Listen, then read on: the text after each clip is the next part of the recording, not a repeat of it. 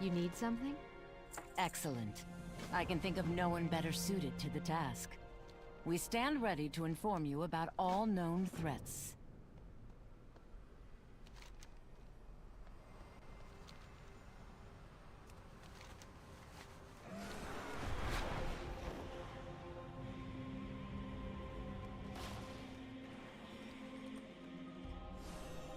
Hey! Off and away!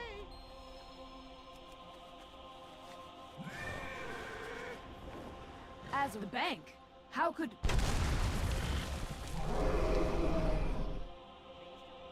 Die in Illidan's name!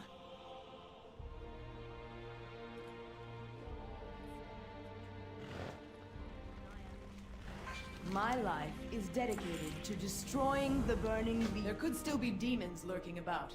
Keep ready. I got what you need. Hurry back.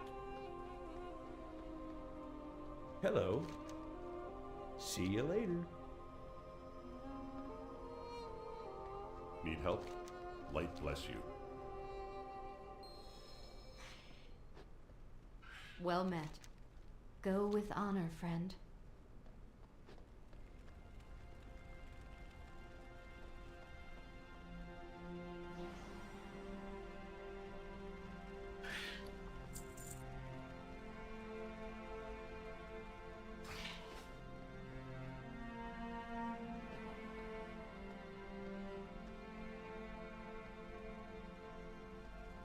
I've sacrificed everything. What have you given? Yeah, what do you want?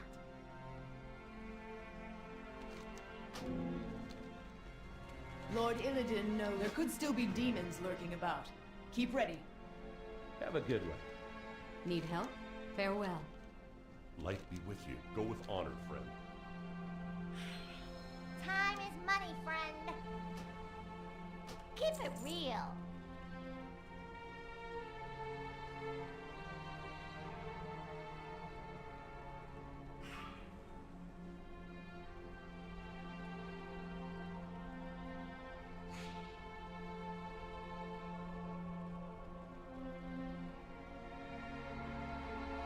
Aha! Potential customer.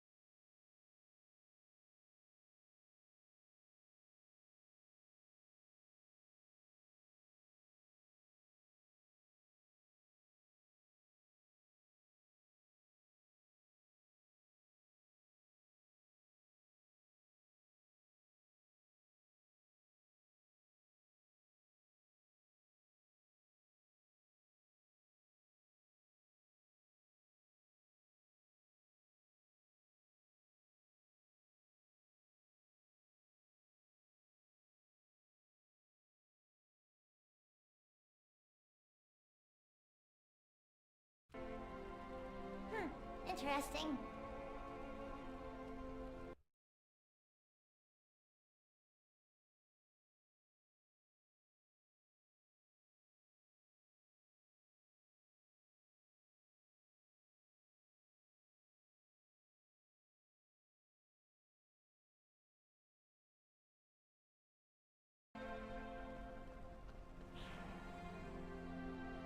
Well met. Be careful. Greetings. Be careful. Got the best deals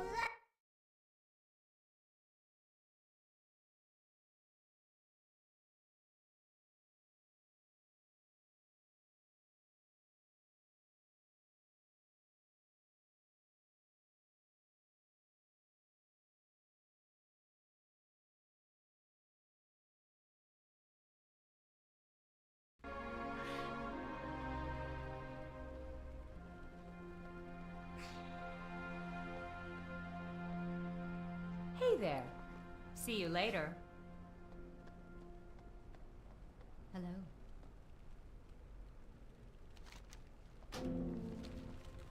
Well, spit it out. Azeroth must not fall. There could still be demons lurking about. Keep ready.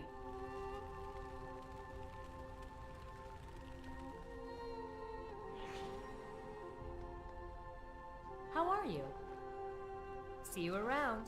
King's honor, friend. For the Alliance. Light be with you. Go with honor, friend. Safe travels.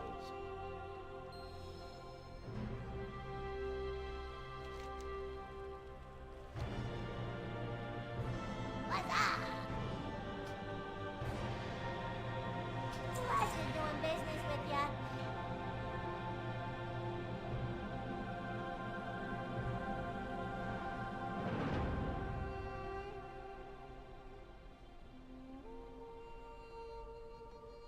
Do I have a deal for you? I'm listening.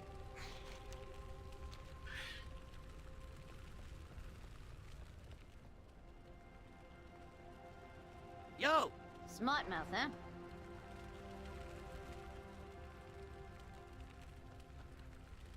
We are all that stands between the lead.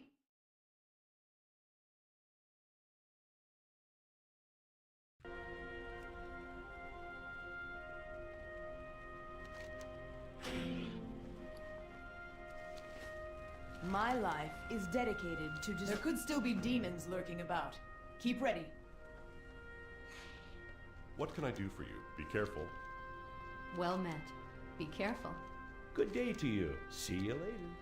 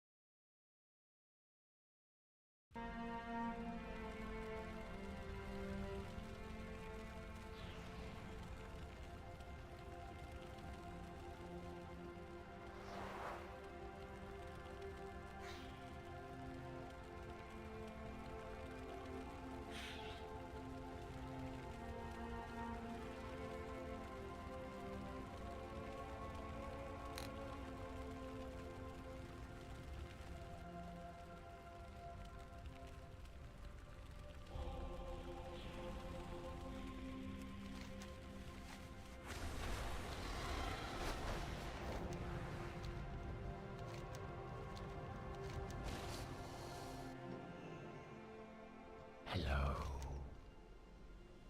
Beware the living.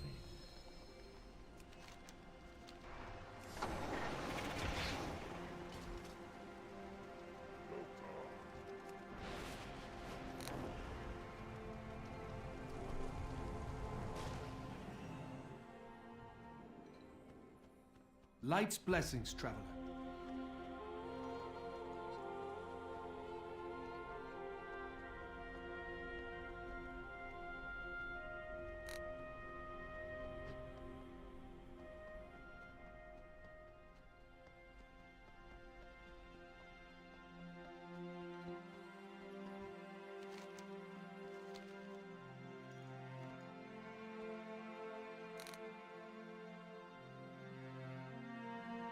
Well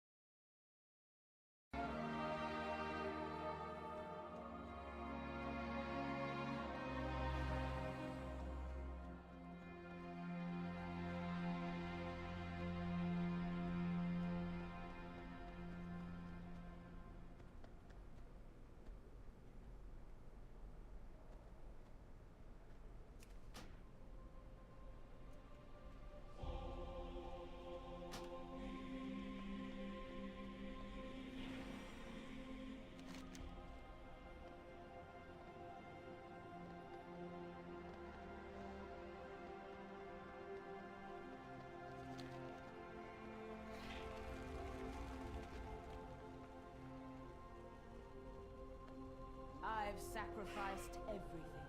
What have you given? Can I show you my wares? If you ever need anything.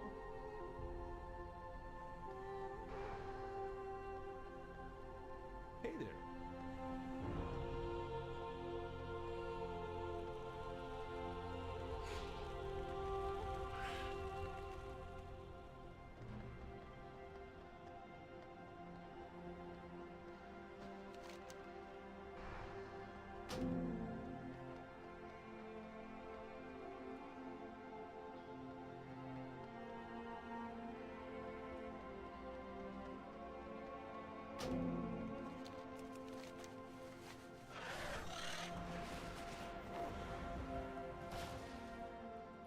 King's honor, friend.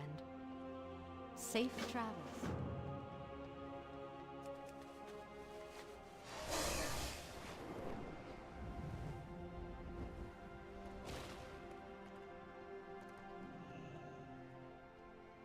My, you're a tall one. Be seeing you.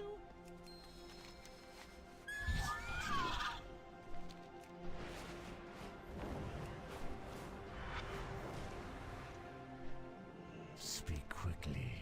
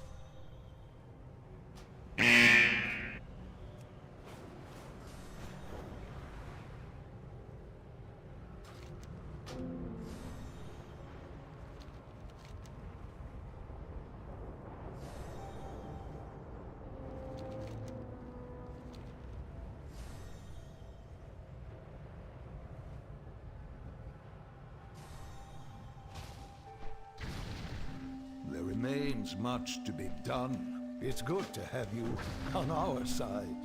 Be mindful of your duty.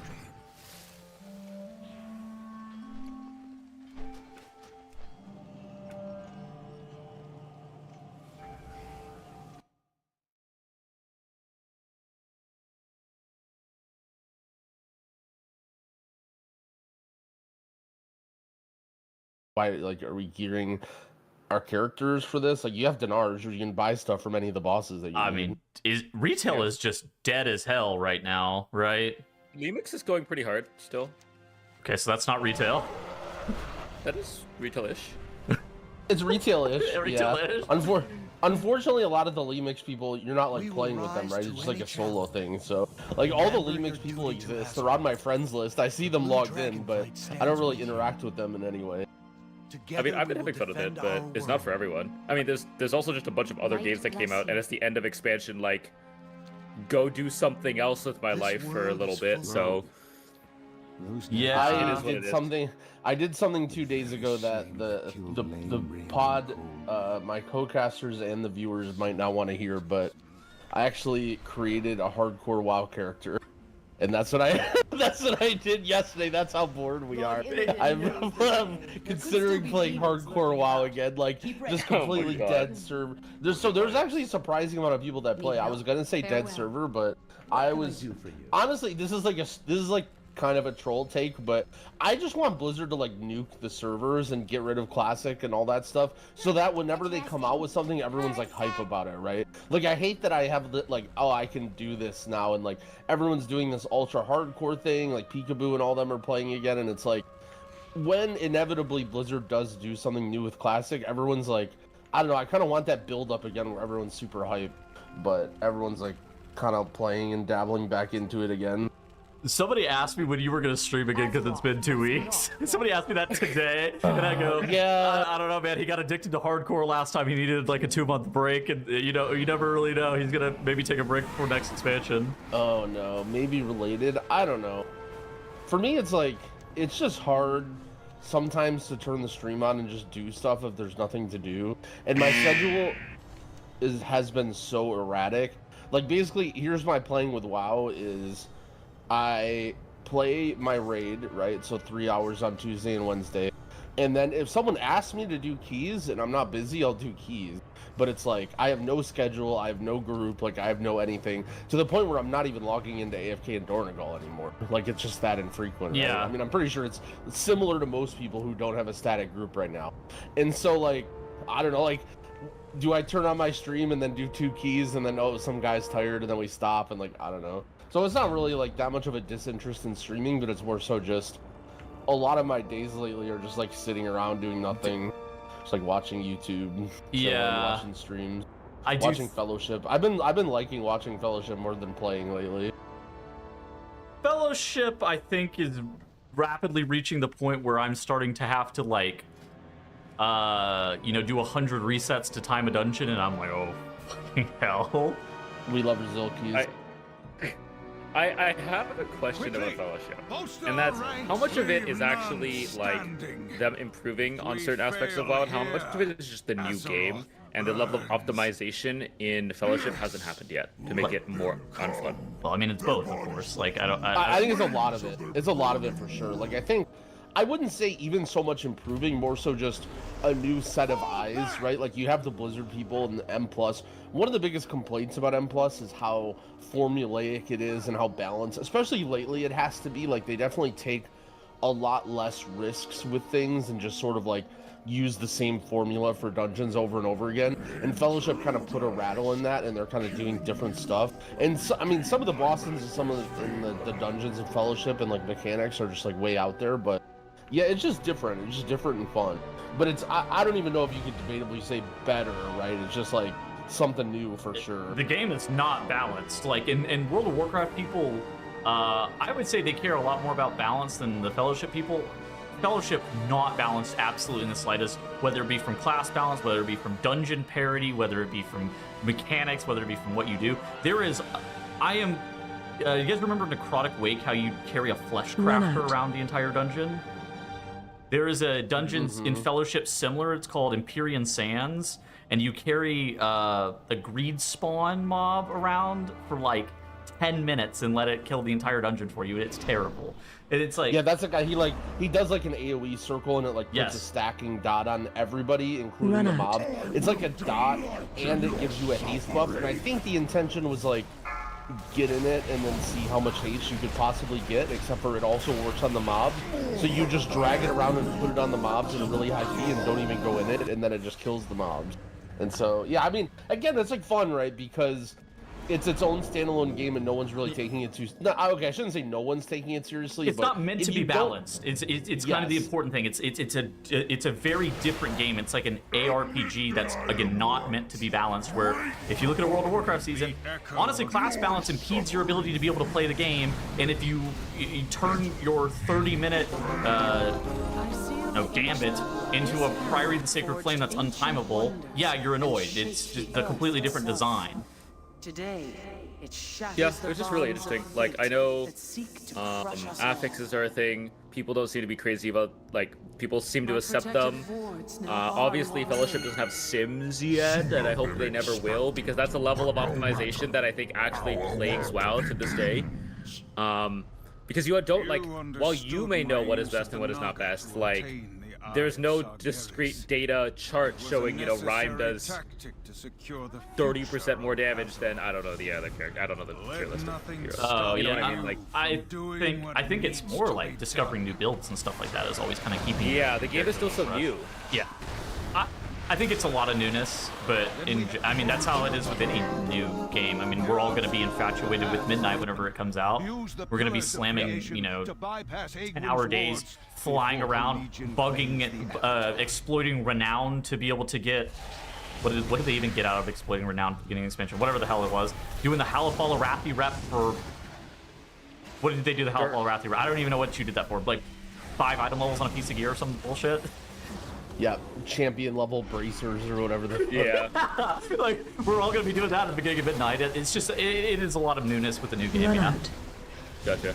Growl. Oh shit, I just... Oh yeah, so have you ever played an extraction shooter? What does that mean? I have not. They've always kind of interested me, but I have not. Phase 2. I think if you are that, if you are that bored and you're playing hardcore WoW, give Arc Raiders a try. I think it's great. Oh, I did see a lot of people saying very positive things about Arc Raiders. I am typically not like a hardcore person. You know that about Yeah, me. if you're suggesting it, that definitely is like... I have been gaming Arc Raider with friends, and despite sometimes like losing a fight and losing all my gear, because if you die in Arc Raiders, you lose all the gear that you brought in, that you looted and stuff like that, I'm having a ton of fun. It's way more forgiving than Tarkov, but I think this is the type of game that you would enjoy. Is the enjoyment going to go down a lot if I just like am solo queuing it randomly, like by myself? Is it like a with buds mostly game or no? Go down. I mean, yes, because you're not playing with friends, right? Like any game's more fun with friends, but I think Well, okay, that's fair. Like, if you can find it more with friends, yeah, you'll have more fun. But I think it'll be pretty good as a solo still. That's interesting. I definitely have a backlog of games that I should not be bored and I should be playing. I still haven't, like, I dabbled a little bit into Borderlands, but didn't play that. The new Dying Light came out. I really like that franchise. I'll definitely consider it, though. I did see some people who I follow on Twitch playing it recently. Dude, yeah. I think the last game Squishy recommended to you, Growl, was Supermarket Sim. And it was a banger. That was a banger. I agree with that. That was a banger. Wasn't it before, like, right before War Within 2? Like, yes, that was. It might have even been in this exact situation where we were big and bored, and my sleep schedule was just turbo cooked, just like it is right now. Like, good morning, by the way. I woke up like an hour ago, and I'm pretty sure was exactly the same situation. And I was doing these, like, I wanted to stream more, but I wasn't playing WoW, and I was just doing these, like, demon, like, 5 in the morning supermarket sim streams for a few days. Such good content. It was like War Within waiting room or something like that. He's playing Supermarket Sim. He's just checking out bread across the counter the entire time. But seriously, give it a try if you're willing. It's really good. I'll consider it that. It's just a recommendation. 1. All right, let's talk about WoW. Yeah, we need some content. I think that we're all kind of under the same impression. We need some content. Hopefully, the Midnight Beta ends up bringing us some. We do have a release date for the beta itself. There was also knowledge or like an explanation as to how it's coming out. It looks like it's coming out in 2 phases. The first week gives you all of the zones for leveling. There was some housing and stuff like that. And the weeks 2 and onwards, they're giving you Mythic Plus dungeons and Mythic Plus testing, some delves, updated transmog system. What are they updating with the transmog system? I actually didn't even notice this. Basically, they're allowing you to, instead of per piece, you're allowed to assign it per slot. So like, you know, let's say you have your clown outfit out. While you're leveling, you usually unlock new pieces of gear and you change them out. But when you do, the transmog is on the old piece of gear and you look like a fool, not like a clown. So now, at midnight, when that comes out, you can always look like a clown no matter what piece of gear you're actually equipped with. Yeah, okay. We're going to have raid testing at some point and additional user interface updates. I think that this is going to be every single week for the rest of the beta cycle, if I had to wager a guess. But additional user interface update. That is what most of us are hoping for, many of those things. I'm glad that they put this under the weeks 2 to 3 category. More UI updates, thank God. I mean, this is the part where I think a lot of our viewers especially will, you know, be more excited for, because right now it's just mostly class changes. Because the stuff that is being tested is like leveling, prey, world quests, delves. Devourer is like kinda interesting. Have you either of you played Devourer? Not in real content, only to like figure out how the spec works. I haven't played it myself, but I've been kind of around people that have been messing with it like a decent amount and like seeing stuff, and it's kind of interesting. Like it is like different, I guess. I don't know. What would a Fade say about the spec? It's like kind of weird in a sense. Like I think it's maybe missing a little bit of complexity, or like maybe one more button or one more thing. Basically, there's 2 different ways that you can play the spec from what it looks like. There's sort of like if you go down the left side of the tree, there's these spells that like, if you like jump in and jump out of melee, with like, I don't remember the demon, but it's basically the hunt is like the capstone. Yeah. It's like, yeah, but either way, there's like those, but they don't seem to be that good, and it's also probably like a little bit annoying to play, and so it's gonna be interesting, like what build ends up being good. Like, so the idea behind really maximizing your windows in your, like when you go into Mega Demon mode or whatever, and you're getting the big collapsing stars is like pretty cool. I think that seems to be like the highlight of the spec, but in terms of just like the normal rotation in between stuff, it's definitely like pretty simple and maybe missing like one button or one sort of like thing to think about. And then depending on how those play, like the jumping in, like basically if I remember there was 2 spells. It was like Fellblade and the Hunt, where you like, it gives you a bonus something when you jump back out or whatever, like you can press the button again. And so yeah, they seemed like positive about it, like they weren't like, oh, this looks terrible, I don't want to play this, but it was a little bit simple, I think. I am out of range. Yeah, I don't know how good it's gonna be, because it has the whole like void form, Breath of Sinjin that keep your resource bar up to not fall out of it. And it might, like, I'm curious about how the skill cap is gonna impact that. Like, well, there's only one. There's 2 options. It's gonna be broken or terrible. If that's the main gameplay loop. It's it has to be broken, right? New spec, new expansion, fan favorite. Like, it has to be OP, right? Like, there's broken for who? Like, is it only gonna be broken for the THDs, like World First Guild? I mean, that would be ideal, right? Like, that would be the best they could do, is if it's broken, but only if you play the spec really well. Okay, obviously that's not great for WoW, but like that's better than it just being bullshit and broken for everybody. 3, 2, yeah, like then they're actually like hitting the sort of like balance that you might expect. I've lived this experience. I remember Surrender to Madness Shadow Priest, where it was dog shit, and your Shadow Priests would either die before they got to their 3rd Void Torrent, or they would rank one parse in your guild by, you know, 20% damage because they were skilled enough and had enough haste to be able to make it to the 3rd Void Torrent. And it was like the feast or famine nature of stuff like that is 2. I don't tend to believe it's super healthy to be that polarized, where you're bot fragging or top fragging, depending on Phase 2. Mechanically rotational gameplay like Yeah, that. But let me correct what I said. I'm not saying that's a good thing. What I'm saying is like, I expect the balance to be way out of whack anyway because it's a new spec, and so like that's the closest we'll get, I think, as opposed to just like it being doing 20% more damage than everything else anyway, like no matter what. Yeah. But yeah, I mean, we got a beta release date. I'm excited to see some of the changes. I really want to see the dungeons. I actually want to see what they're doing with the Mythic Plus dungeons a lot, especially since we're seeing structural changes to what's going on with classes, whether it be via ability pruning, defensive pruning, and healers removing a kick. How is it going to feel, and what is the pace of Mythic Plus going to feel like? Because I think that to me is one of the bigger question marks, and obviously something that we speculated about a lot, but we don't really know anything definitive until we actually test it. Yeah. Do you think the damage meter is going to be done before beta? Before beta? Yeah. How's it looking right now? Not good. It's not functioning still. The UI. Yeah, I'd have to imagine if he's asking that question, it's not working. well, I can't imagine that it was working. Does it do anything? You can click buttons on it. You still can't show it in game without a script. Okay. How hard can it be to program a damage meter into the game? That doesn't sound that bad, right? Like, I haven't programmed anything since college. Last time I programmed anything, I got my degree in computer science, and so it's been a long time. But intuitively, they make these add-ons, and they kind of just like pop up these damage meters pretty quickly. Recount and scatter were around forever. It can't be that hard, right? Surely it'll work. No, I was with some people messing with add-ons and stuff on alpha, and they were trying to test if you could color nameplates. Greetings, and it's really funny because the way it works, right? If you're out of combat, you can get some information and gather some data. And so the way it works is like, if you're walking around a dungeon, you can color nameplates, like you can read the nameplates, but then as soon as you get into combat, you have no more data. And then you have no idea what's what, and then the nameplates like revert to the old colors or whatever.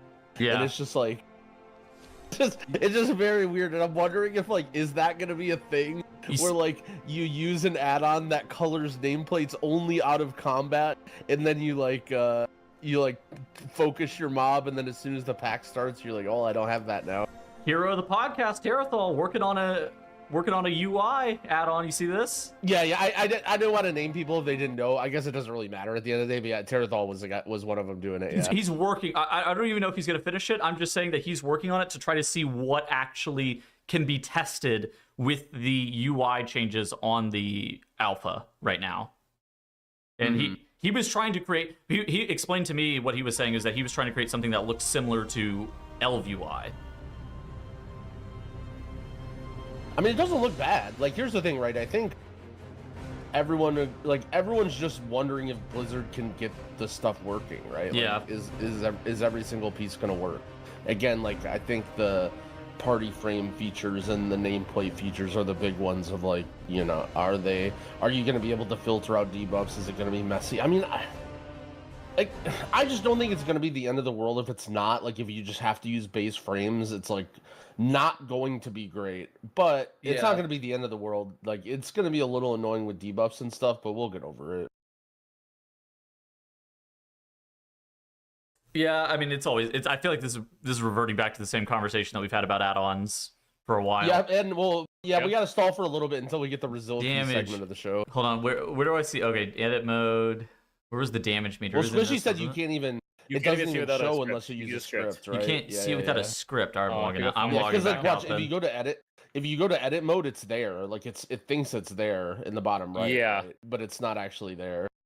Yeah. Interesting. There is something, the external defensive. See that there, Tuttles? Click it. It doesn't work right now. I don't think we've talked about this, but this is apparently going to be the replacement for like MRT. And like, we'll be able to track externals in your group.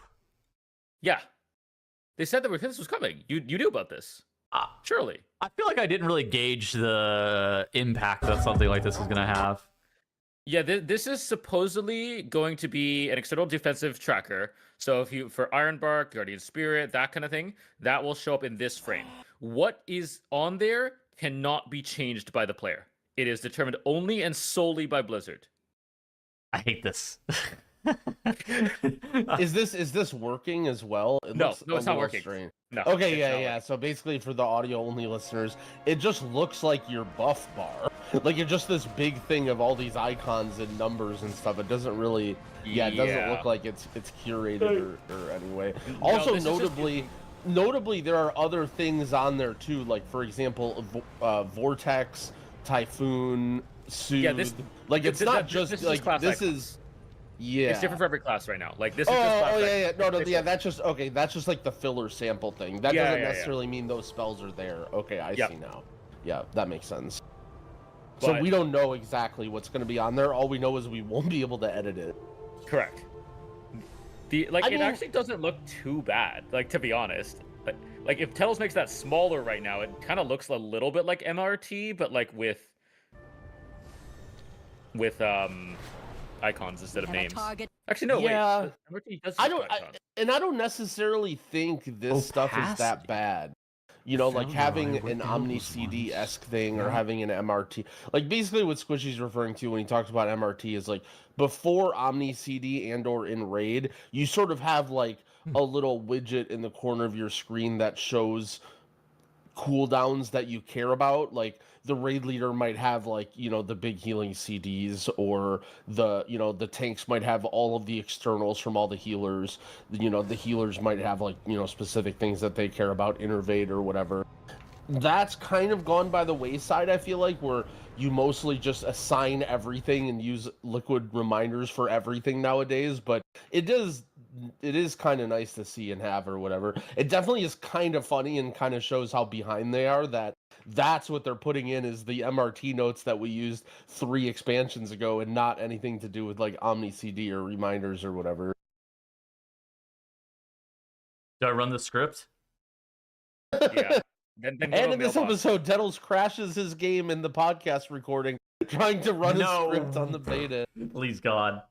Okay, he has damage meters working. Now he is a boomkin, but he's gonna be hitting these target dummies here. Is it gonna work? I don't think so. Maybe they just fixed it just for this episode of the pod. It went away. You have to run the script again. It's gone. All right, it's probably not working this week for sure. I think they put the UI elements in. I think it probably is available before beta, maybe. I mean, it's just massive dropping the ball if they get to any the damage meter in the damage meters. There's no damage meters in the game. Like, I mean, I agree that maybe there's some small possibility that it happens, but this would not be something I would worry about too much. I'll be honest, I think the game will be better without a damage meter. Just, I mean, in general, yeah. All right, it's time to piss off the people in the comments. I actually agree. I think, a lot of people have this disillusion that the damage meter helps them get better, and they need details to, like, learn to see where their damage from the abilities is coming from, which is, like, kind of sort of true in a way, but ultimately, like, you can use that at the end of the fight. Like, you don't need to see the damage meters live in the middle of your Mythic Plus dungeon or in the middle of a raid pull. I agree that it's fun. Yeah, I think it adds fun. Do they not only exist to, like, you know, give you something to look at in the middle of a pull as opposed to focusing on what's actually going on? Isn't it just there to distract you? Like legitimately. Probably, yeah. Also, it's only fun if you're owning, right? Like, if you're not owning... This was something that happened to me in Lost Ark. So in Lost Ark, I played a Paladin, I think, or whatever the Paladin-esque class was. It was basically like an Aug Evoker, like a support kind of spec. It's like an Aug Evoker if you also had, like, some shields and heals and stuff. And I, like, was giga grinding that game, and I had, like, the craziest gear, but there was no damage meter, so I had no idea. It felt like I was owning. It felt like I was doing a lot of damage and I was owning. And then eventually somebody comes out with a damage meter or a log or whatever, and me with, like, my insane gear and, like, what I thought was doing my rotation well, I was doing, like, 5% of the damage of what a DPS was doing. And like, obviously all my buffs and stuff, like if it attributed everything correctly, it would be like, you know, I was contributing a lot, but I don't care about my buffs and stuff. Like, I'm just trying to do damn. And as soon as I realized that I just did no damn and I just only exist to keep my buffs up and nothing else, I'm like, damn, this is way more boring. Like, what the hell? This sucks. Yeah, I mean, there's a reason that other games try to ban damage meters realistically, right?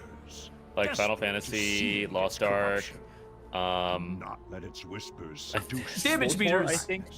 Damage meters only exist to stroke your ego. I mean, that's like the truth. Yeah, I also think that like in the lower levels, like in the trenches, that's when you also see a lot of the toxicity and a lot of the people like blaming each other. Like even though everyone is doing beans damage at that level, like you have everybody slinging shit at each other and blaming each other. Like I think if you're doing, you know, whatever content with your guild or like, you know, you're doing whatever reasonable level of keys, it doesn't matter too much. Like people aren't that big of dicks, but like, you know, the people that like point out your damage in like a leveling dungeon or whatever is just like so bad. I mean, damage meters used to be popular because the ease of logs didn't exist, right? Like back in the day, damage meters are how you looked at stuff before World of Logs came around. Oh my god. Let me introduce you guys to the greatest YouTube video of all time, How to Be an Elitist in World of Warcraft by Asmongold, where he lists you the times when it's appropriate to link the damage meter. Acceptable times to link damage meter: boss kills, trash pulls, when you wipe the raid, AFK breaks, during a boss fight, when someone says you're not doing mechanics, and he's just got this video of him in the background smurfing in an LFR run. True. Dude, when someone says you're not doing mechanics, that is actually such good advice. Because like, link the damage dude, meter? like, if you're doing more damage than everyone, like they're the mechanics players, you're the damage players. Like, why are they telling you to do anything? Like, you just have to do literally everything. You have to do all the mechanics and everything and all the damage. Like, come on, at least do something. They're like the AUG evokers, of course. Yep. That is an absolute classic. Oh, Yasandra. God, I haven't thought about that video in. It's got to be like 5 years at this point. Yeah, we can't lose our precious damage meter. We need that going into the war with it, or midnight. Jeez. Okay. There was an interview with Ian Hazuko says, all right, Squishy. It says influencer feedback add-ons and WoW on console. There was an interview with Ian Hazuko where he was legitimately asked about WoW coming to console. Not clickbait this time. And realistically, he was like, no. If this was something that was coming, we would announce it, because let's face it, it is the right thing for them to do to announce it. It generates hype. So, not coming to console. This is such a funny statement. There's no reason for us to hide that. We would just announce that. It's like people just have such a desire to like have this conspiracy or whatever, or like get the underlying reasons behind things. That's sort of the big reason that I've been like making fun of people or pushing back on all this, because you can go back through our podcast episodes over the last year or whatever. Like, dude, I've constantly complained about things being too complex. I've constantly complained about add-ons. I've constantly complained about defensives, and now we're finally getting the pruning that I'm hoping for, and everyone's like, they're doing this for console. This is the only reason. And I'm like, bro, I've been saying they need to do this for years. Like, this is what I wanted. Like, I understand that not everybody wants this, but things are so ridiculous now with how many buttons and defensives and, you know, all this shit. Like, listen. Anytime you think about the pruning going overboard or the add-on changes, just think back to the bitching that was happening in War Within Season 1 and how everything was way too hard and everything was too complicated. And just remember how then Blizzard, you know, maybe tuned down the dungeons just a little bit, and just know that that is ideally what happens in the future, except game-wide, not just dungeon-wide. Yeah. It's actually Target crazy you. thinking about the Target fact that you. just this expansion, there was an absolute outrage. Like, everyone was so, and I'm not gonna try and defend it. I agree the difficulty curve was not good, and those dungeons were very hard. It was too hard. the fact that we've gone from everything is too hard, they're going to kill the game, to now everything is too easy, they're going to kill the game, in the span of one expansion, like... Even in the span of like a half a patch, like... Yeah, I don't think people understand the difference between depth and complexity. You can have depth without needing complexity. I mean, like, Ian says it here. Ian even talks about this. Yeah, Ian talks about this in the interview. It's like, having high depth does not mean you need high complexity. You can have really easy, simple to learn specs that are still really, really difficult to master. Not to derail this conversation and just like be like, yeah, Fellowship does this, but like this, I was having a conversation with Dorky about Fellowship and this today, where the classes in Fellowship are way less complex than World of Warcraft specializations, and there's still depth and replayability in that game because most of the replayability doesn't come from how you sequence your abilities. It comes from the content itself, right? It comes from how does it feel to do the dungeons? How does it feel to play your character? What does the combat feel like? And World of Warcraft kind of has the same thing, where most of the enjoyment of the combat comes from the encounters, not from how do you sequence your buttons in like a 10-step process and reading a 75-page guide. Is it like a weird prediction to say that Season 1 of Midnight might be very similar to Season 1 of War Within? Where, because I mean, that's what we're getting to, right? Like, that's part of the reason that we're doing this simplification of classes and all that, is to really get back down to doing mechanics, right? I mean, I assume that there's going to be some mechanics and like people having to use their brains and like some pass-fails in these dungeons, no? Like, I kind of think that that's where, that's the direction they're going to go. And I'm not necessarily saying they're going to be unfair or whatever. It's just there's going to be a learning curve, though. Everyone's going to get thrown 8 new dungeons, and they're not going to have the Omega Terrathal week or a package soak in every single mechanic, and they're actually going to have to, like, you know, fail the bosses and learn what they do or look them up or whatever. And I think that you might see that. I mean, I guess you could say it has to do with add-ons, but ultimately, like, because I mean, that's kind of what Fellowship is too, right? Like, if you go to the lower levels, like, okay, the really super easy levels are easy, but you know, as soon as you get to where there's any challenging mechanics, I mean, you're just wiping over and over again to people who don't know the mechanics, right? Because that's what that is. You have to like do all the dungeons and all the bosses and learn what everything does. And I wouldn't be surprised if that's what we see again in Midnight Season 1. Not because of the numbers checks or everything being really hard, but simply because them stressing doing the mechanics and like solving the bosses more so than they ever have before. I mean, would that feel like the War Within Season 1? I feel like the War Within Season 1 ran into the problem where things were too complicated, and it felt like you didn't even have a chance to time a lot of these dungeons. And, you know, Challenger's Peril was on 7s, and you were just kind of getting shit on all the way up. I don't think this will be like that. I think this is going to be maybe a bit more jarring of like an immediate, like, oh, this is what's going on with these dungeons. But then once you give it a couple of attempts, it's going to be, ideally in my mind, more consistent than what we had in the War Within Season 1. Yeah, that makes sense. I guess I more meant it'll be similar difficulty levels, but you're right, it'll definitely feel different. Yeah. It won't be the same type of difficulty. Hopefully it feels yeah. I mean, classes becoming easier. A lot of other MMOs, a lot of other games, you could have like 4 to 5 abilities or buttons, and that's it. You know, Guild Wars has, I think, 8 buttons. Lost Ark has 8. Destiny has 3, and it's a shooter. Like, some of the best games have very, very low complexity. I mean, there's a reason that, like, CSGO is so watchable, or was so watchable before CS2 came out. But, like, the easier it is for somebody to get into it, to understand what's going on, they can then use their knowledge to figure out how to apply it going forwards. And I think that's exactly what Blizzard's trying to do here. You don't need lots of buttons. There's a lot of room. There's a lot of room to, especially when we're talking about difficult raids or difficult dungeons, there's a lot of room to have things that cause problems or situations for players where you can show your skill. I think the idea that there won't be any way to demonstrate skill, I think that players in WoW tend to call things easy when they maybe aren't. It's one of those things where, you know, like someone will say, like, I'll just use an extreme example right now, like, people, like, BM Hunter is, like, very, very easy. It's, like, one of the most simple specs, right? But at the end of the day, like, okay, well, then why isn't everybody doing 19 keys as a BM Hunter and, like, doing infinite damage? Like, if it's really that easy, like, clearly you're still doing something wrong or you're having some problems, and it's like, people will complain about Arcane Mage or whatever. Like, this iteration of Arcane Mage is actually pretty simple too.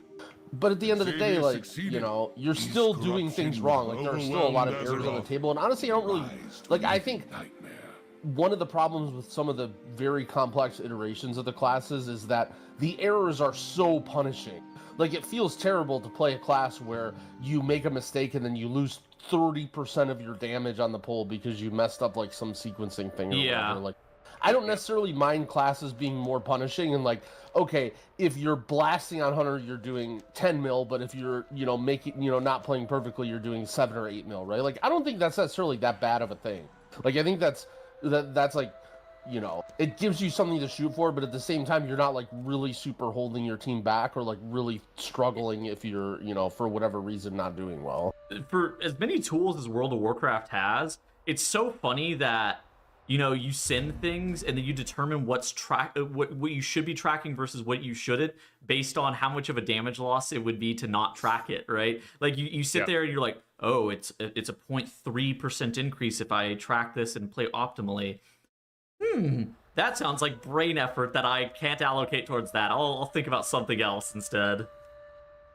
Yeah, there's a conversion just going from playing your class while playing the fight to hopefully more just playing the fight, I think is the overall goal there. Yeah, I mean, the classes should be the vehicle.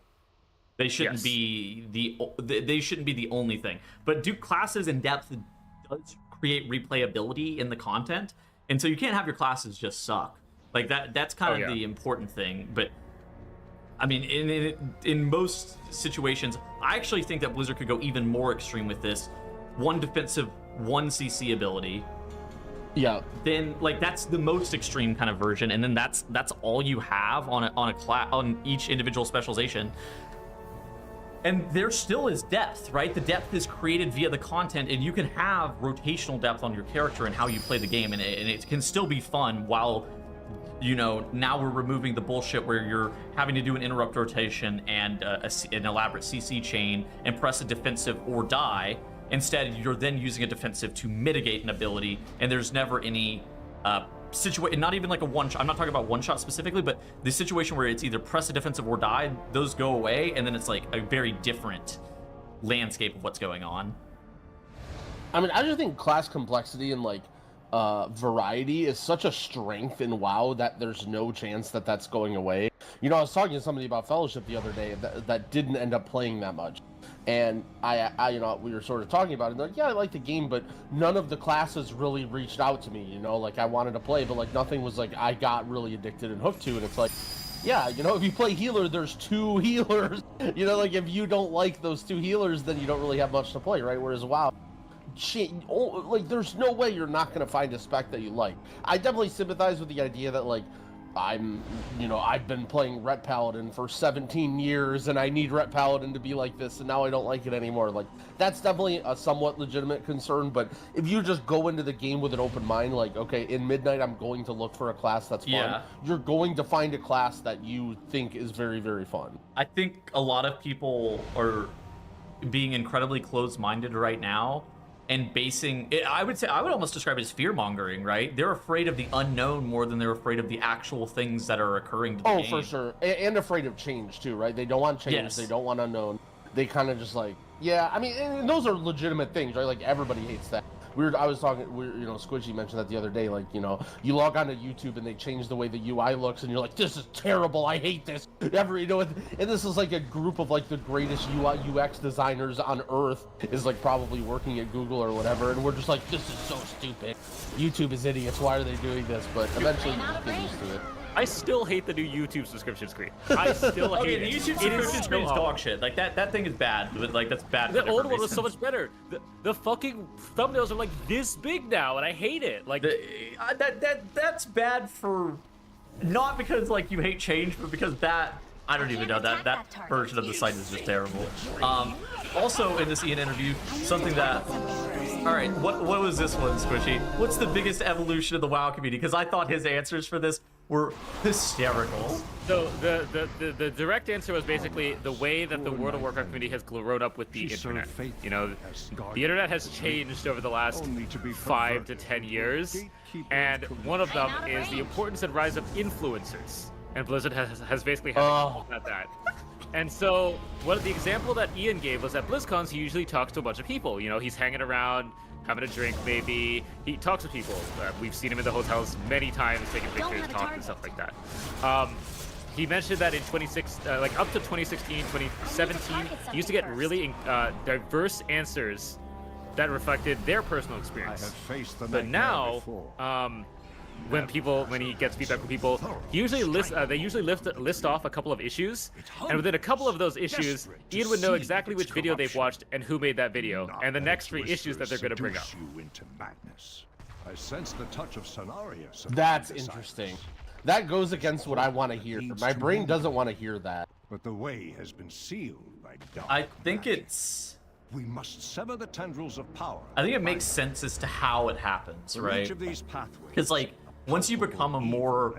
I describe it as like hardcore player, or not even necessarily hardcore player, but you kind of inundate yourself into the World of Warcraft ecosystem. What do you start doing? You start seeking out content related to World of Warcraft, something that you're super passionate about, something that's your hobby.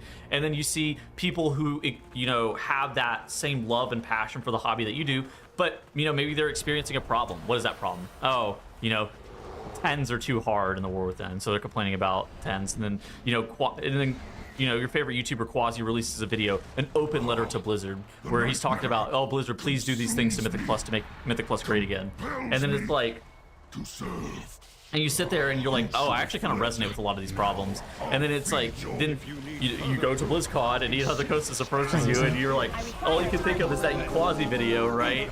Because that resonated with you, and it kind of makes sense that that's the way it went down. It is... I wish that everybody take some time to form their own opinions, though. I pray his spirit finds I'm forming my rebuttal. Yeah, I mean, I don't like the idea, because like this is one thing. Well, okay, so this is what I guess. To be fair, he said this is people's opinions, not necessarily what they do.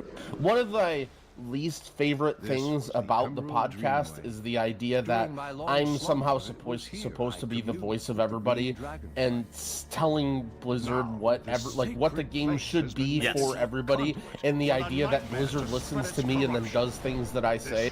Like, I am a very small minority, and I'm a freak, and I'm terminally online. Like, the way that I want the game and that I have fun, like, is not what every listener should think, or, you know, whatever, you know? Like, I'm not trying to say this is undeniably the best thing for the game. Sometimes I get a little carried off in my rant. Sometimes I won't disagree with that, but, you know, if everyone is echoing my points and they are changing the game for me, that's not necessarily a good thing. Like, I will agree with that. I agree. Yeah. But he doesn't say that they're doing that, right? He says that he notices that in people. What manner of foul creature is this? Is this just like almost a statement for how everyone's like a sheep nowadays or whatever? Because he's really, all right, he's shit talking to you guys. He's not shit talking to us and the pod. He's shit talking to you guys for not having your own opinion. I think he should. So really, this is y'all's fault. So this is my official rebuttal here is that I'm just existing and that's y'all's fault. All right, y'all gotta have some better opinions then. I'm ready for your treachery. That's one way of putting it. An example of this is the Mythic Plus changes of the War Within. The discourse around Mythic Plus beforehand was at the high end, everyone was anti-affix, and that became the broad community view, even by people who weren't pushing high keys at all. They had to realize that these groups of people were almost playing very different games, and that the talking points now vanished almost completely because it was being driven by the very legitimate and real complaints of a vocal minority in the player base who were writing the guides, streaming, and making videos. Okay, I think he's not wrong as to regards to influencer culture. I think this is a horrible example. Okay, I agree. That was my thought. We played it out for an entire expansion. I like the fact that they changed the affixes. I think this is a good change. Like, you know, I wasn't like purely anti-affix, but like I think that even compared to like people in a similar level, at a similar level of us, I was definitely on the more pro Affix side than that. And I actually think that what they've done this expansion has been good. Okay, I'll champion their cause here. I think that they made a good decision with the Affix changes. I think they did too, but I feel like this is just a weird example to bring up because I'm pretty sure that everybody hated quaking. The lower group hated bursting. Every tank hated necrotic. Explosive was garbage. Explosive was abysmal for your healers and your tank and your DPS. Yeah. And then you had bolstering and sanguine, which I don't know that I've ever heard any person doing even 10 just be like, yeah, I really love bolstering and sanguine. They really enhanced my gameplay. This is a much easier rebuttal. Their affixes just sucked. I'm sorry, Ian. Your affixes just weren't good and they weren't fun to play. I was listening to Dorky play Fellowship the other day, and I know we keep going Fellowship. But I mean, let's be honest, it's the only thing we could talk about. If there was 10 other Mythic Plus games, I would be talking about all of them, but there's only one, and there's whatever. Anyway, so Dorky's talking about affixes, and he's like, you know what? Fellowship affixes have been really fun, and it's making me rethink, maybe affixes could be fun in WoW. Yeah, they could if they were designed well, right? The things in Fellowship, the affixes are completely imbalanced. They're completely just nonsense and for fun. They almost make the dungeons faster in a way, and a lot of times the downsides are kind of hand wavy and you don't necessarily see them. For instance, the affix where you have a mob and when the mob dies it does AoE damage to all the other mobs around it, and so the idea is you want to chain packs together, right? The downside to that affix is every single mob has 30% increased health. And so, if you don't use that affix properly, you are wasting huge amounts of time in the dungeon. But you don't really feel like you're getting owned, right? You just sort of play the affix and then you run out the timer and you lose and you're like, what can we do better there? Whereas the affixes in WoW, I mean, I think Thundering is such a good example of this, right? We're in theory, everything about Thundering made sense. If people weren't, if you didn't play Season 1 of Dragonflight, it would give, you would hit this buff randomly, everyone in your party. And you would get a damage buff, but if you didn't link up with another party member, it would blow up. And it would basically do huge amounts of damage to you and stun you for 8 seconds. It would basically instantaneously kill you if you didn't link up with the person. And it was just okay, this idea that you get a damage buff and you need to milk it, but if you don't milk it, then you're punished, right? But the punishments and affixes were just so severe. We Giga bolstered this one mob and it just roared and it just killed our entire party in 1 second. I don't know. I think that you can make the argument and say that affixes are fine in low keys and low key people didn't really have a problem with affixes, but that's because you can easily outgear those keys and you don't get punished by them nearly as much, right? I don't know. I think the affixes just work, and they also redid a lot of the lower key affixes in a much better direction this expansion, right? I think the low-key affixes right now are better than any of the affixes that they've made in the past. I still don't think they're perfect, but I do like the Xal'atath affixes, as well as the lack of affixes in high keys. I don't have a target. Yeah. How long were we discussing, many moons ago, all of the affixes should have a Kiss Curse component, people made up, bolstering, it also bolsters you, and stuff like that, Sanguine also heals you, or you're able to soak the puddles, or... yeah, exactly, almost since the start, Quaking also damages enemy mobs, and I'll be honest, reading through the Fellowship affixes, it looks like they took WoW's old affixes and turned them all into Kiss Curse affixes, because I'm pretty sure there's a bolstering one that just affects players, and there's a Quaking one that also hits enemies, if I recall correctly. There's a volcanic one where if you dodge it, you gain all, you basically get resources. Yeah, how hard was that? We call them Quaking. There's a prideful affix. It's called Shadow Lord's Trial. People literally call it prideful. I'm pretty, they did what Blizzard for some reason, never did with their affixes, because they were so stubborn. They just stole WoW's affixes and turned them to Kiss Curse affixes, which is exactly all Blizzard needed to do. I'm okay. So Yeah, yeah. The affix discussion is interesting. I do agree with his commentary on influencer culture. I think that this is more of a social media problem than an influencer thing, very specifically. Mostly due to the fact that like it's just so easy to, whenever everybody has the exact same equal voice via social media, to and we've discussed this in private circles about reading comments on our YouTube channel, right? Where if you read too many comments, the majority of your comments are going to be negative opinions about an individual episode, just because it's kind of like going out to eat at a restaurant. Are you going to leave a comment if it was neutral? Probably not. Are you going to leave a comment if it's positive? Also, probably not. Are you going to leave a comment if it's negative? Yes. But so like, then if you start reading a bunch of comments on YouTube videos, it's just like, it's kind of the same thing as like the influencer culture, right? Where you're more heavily impacted by negativity than you are anything that's neutral or positive. And so of course, like those negative things are going to, or those negative sentiments are going to more profoundly affect how you view things.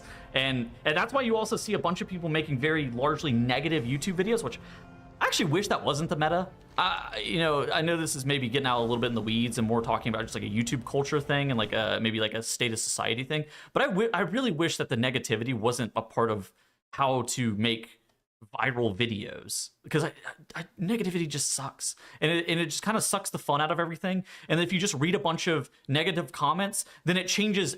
Like, I know for us, it can change potentially our perspective onto things and warp it into, a bunch of lukewarm takes, which aren't indicative of what we actually even think. Tettles, I think the comments have to say L Tettles on that one. L Tettles. Tettles was wrong. Yeah, this was wrong. What is this? No. Oh, this is just, dude. This is just unrelated to the add-on stuff. But like, I saw this on Reddit, and it's just like, because we're bringing our Fellowship again. It's like one guy just like playing Fellowship highlights how crucial weak auras are for the game. You can't track any buff, add custom sounds or textures. Healers have to check out Casper to know who is about to eat a one-shot blow and protect them before they die. Important casts can't be highlighted and will wipe the group because you don't know how bad the outcome will be. Fellowship would literally be a better game with weak auras, and knowing that Blizzard wants to bring that into WoW is the most demoralizing thing I've seen them do in years. The next comment. Nah, Fellowship highlights how unnecessary they are. Fellowship is absolutely fine to heal coming from a Paragon healer. We literally have just like, this has separated the player base of WoW into like people who are like, yeah, this is great, I can't wait, and people who are like just dooming about like, this is gonna be the worst change it's ever been. I mean, for some people, it might just be less fun. I was talking to AJ about this today, and he's like, I think I'm going to have less fun with the add-on changes. And I think for a player like AJ, he probably will have less fun with the add-on changes, and that is unfortunate. Like, I don't think it's going to be better for every single person, right? I think that there are some situations where you might end up having less fun, and it would have been better off if you had the add-ons. But the hope, ideally, is that in most situations, it is better for most players. This is not like an announcement or anything, but this is something I was thinking about yesterday.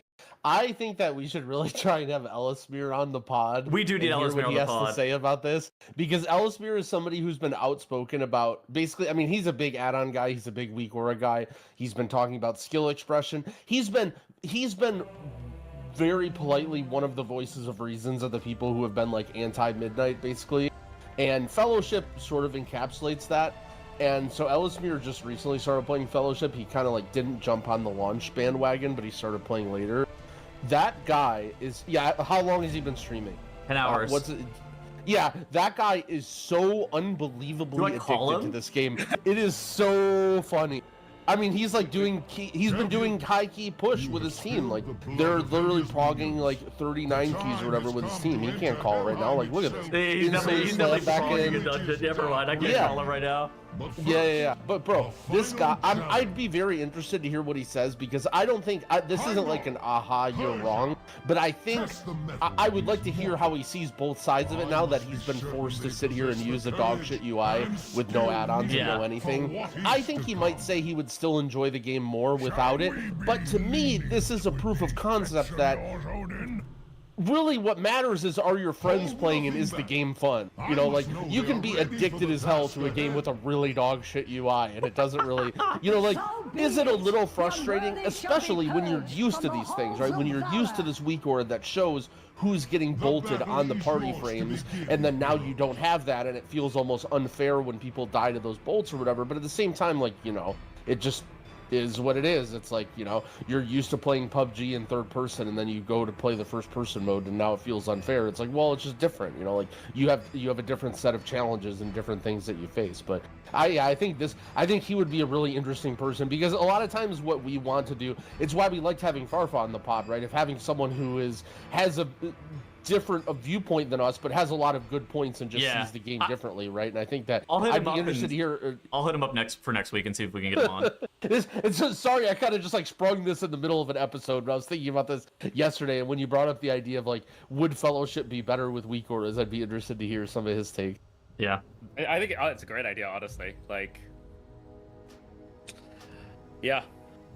Okay. Anything else from this interview that was we need to hit on? No. Okay. I don't. It just didn't sit right with me, the whole like influencer. I'm gonna shit talk everybody a little bit more. Like, I feel like people love to do this thing where they like read a headline and then they just like regurgitate it without actually like thinking about it or like how it impacts things. I actually think that most people are okay. Like I think that oh yeah, for sure. That's all right. That's a good point. I'm like, for instance, all of our podcast listeners, they're very intelligent, very great, right? They think about things. They have good taste in podcast hosts. So not everybody, right? I don't mean everybody. I just mean the other kind of people. The not you, but somebody else, of course. Yeah, like this is one thing. Like you see this all the time with Wowhead. No offense, Squishy, but they'll post an article. Do they use clickbait titles? I mean, that's their job. They want you to click on the stupid article, and you guys fall for it every time. But like, at the end of the day, people don't really think about things that deeply. So like one reason, sorry if you had this in the show notes for later, but one thing that got announced recently is there's a new currency for player housing that they data mined, right? And it's basically like, have this. Yeah, so essentially they data mined a new type of currency for the player housing, right? And people are like really pissed about it. And it's like, why did, like, think about it for 2 minutes. Why does a currency have anything to do with anything?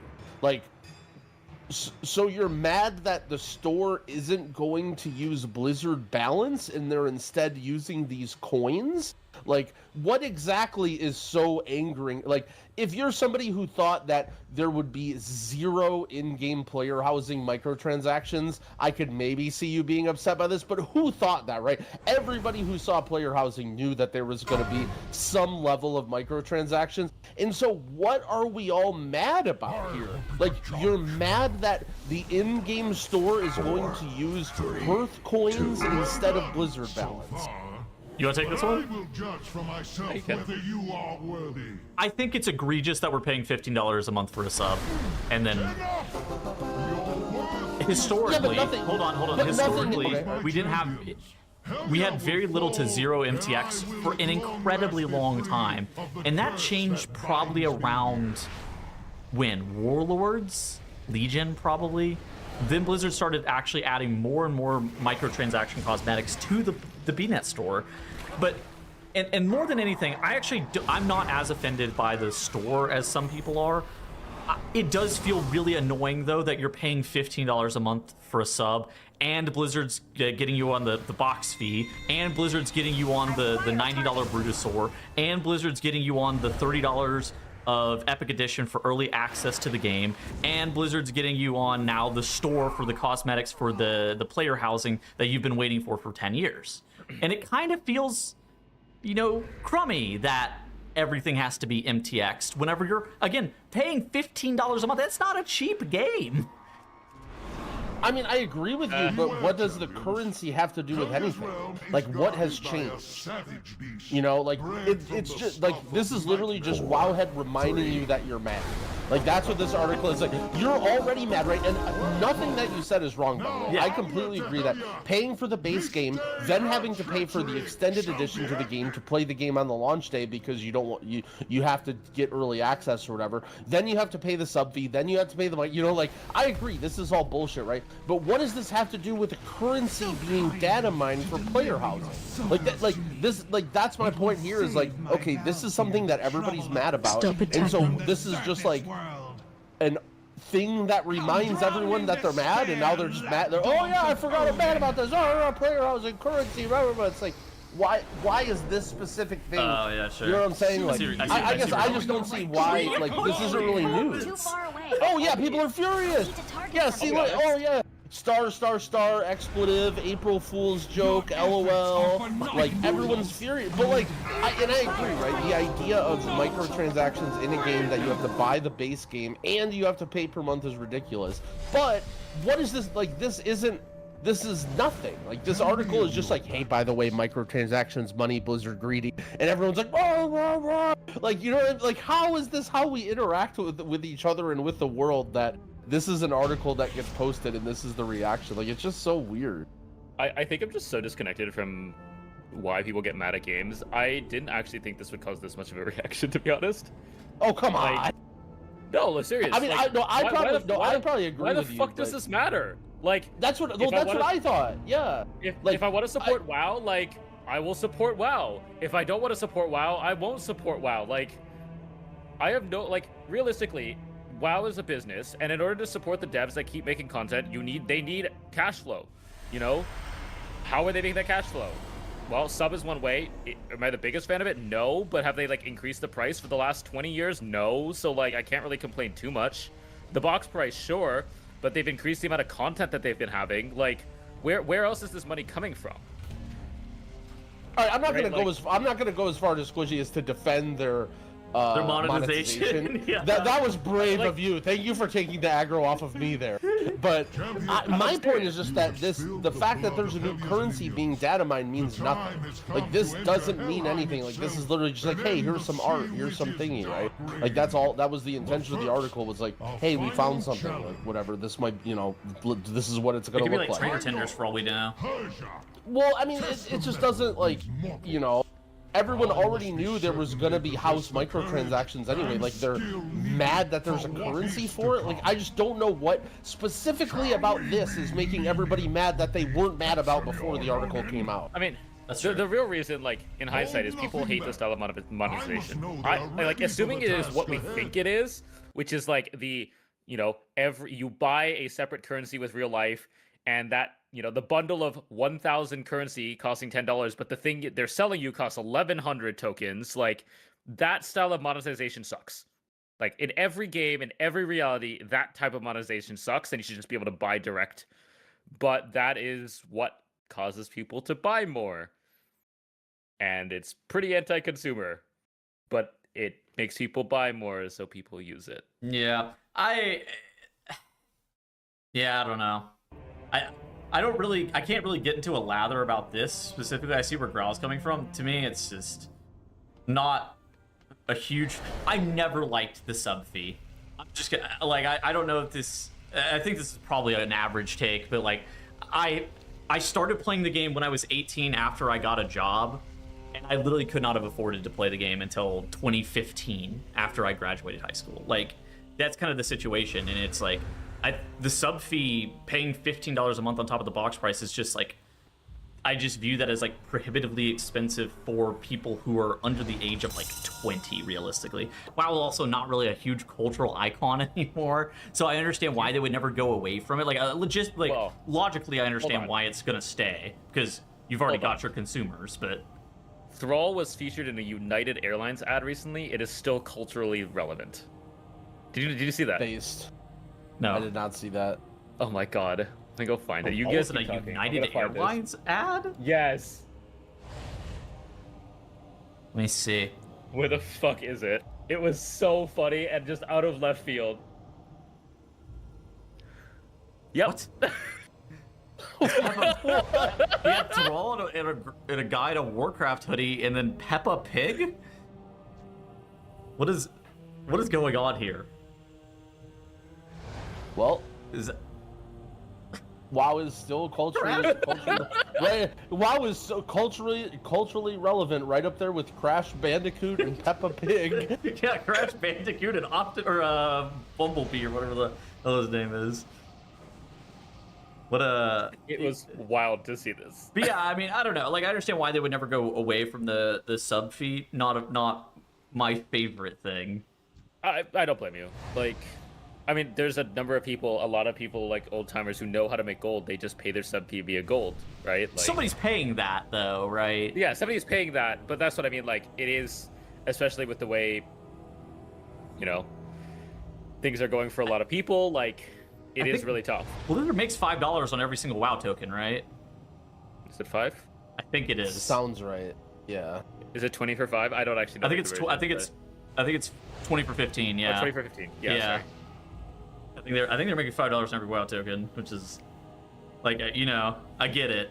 Do you ever see WoW ever being able to swap off of that? Like, what is the sub fee? I mean, they just have no incentive to, right? Yes. Like, sort of what Tettle said, the idea of the fact that the price hasn't gone up in so many years is a sign that, like, the percentage of it and the amount they care about it is a lot less than it was, right? Like, the hurdle of a sub fee now is way less than the hurdle back in the day. Like, dude, the sub fee in 2006 or 2007, that was a big deal. That's like, you know, $20, $25 or something. Yeah, right? It would be, you know, it'd be the equivalent of, like, having a $30 sub fee now or something on a game. Like, that would be ridiculous. But they just, like, where's their incentive to get rid of it, right? Like, they just, well, to be fair, the one thing that they've done, now I'm being trapped into defending their monetization policy, but they've also added other things alongside the WoW, like, that you get with the WoW sub, right? Like, the ability to play, I don't know exactly how Classic works, like MOP, but if you have to buy that game or whatever, but I know like Classic Era and like Hardcore and all that stuff, for example, that just comes with the WoW fee, right? Like, you just have a WoW sub and you can just play Classic.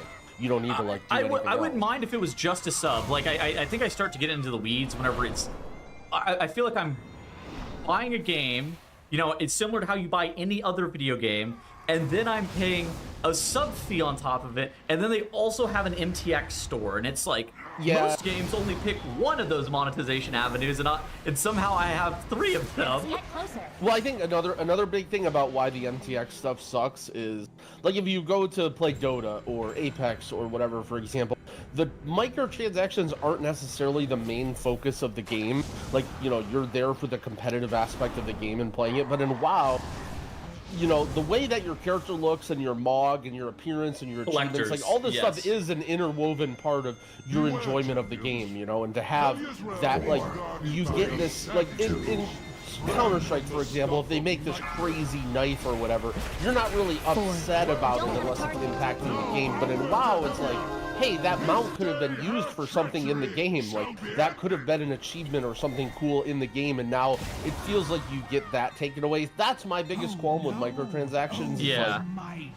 Like, I guess I don't know exactly how, like, I don't really care that much about mounts, but I always think that they need to have more rewards and cool stuff to earn in game. And so every time there's like the craziest cool mount that gets put in the store, and just thinking like, man, imagine if that was a, you know, a new Mythic Plus or a new raid mount. It's like, but instead it's, you know, oh, pay $20. That's kind of how I view it too. It's like, if I'm paying a sub, like, nothing should be locked behind the store. Is kind of how I view it, right? I'm giving you $15 a month, one way or the other, whether or not I be able to bought a WoW token or I paid the sub myself. You're getting $15 a month from me playing the game, and then it's like, I don't think any mount should be gated then behind a store, since I've already given you that $15 on top of the $60 to $90 box price for your game.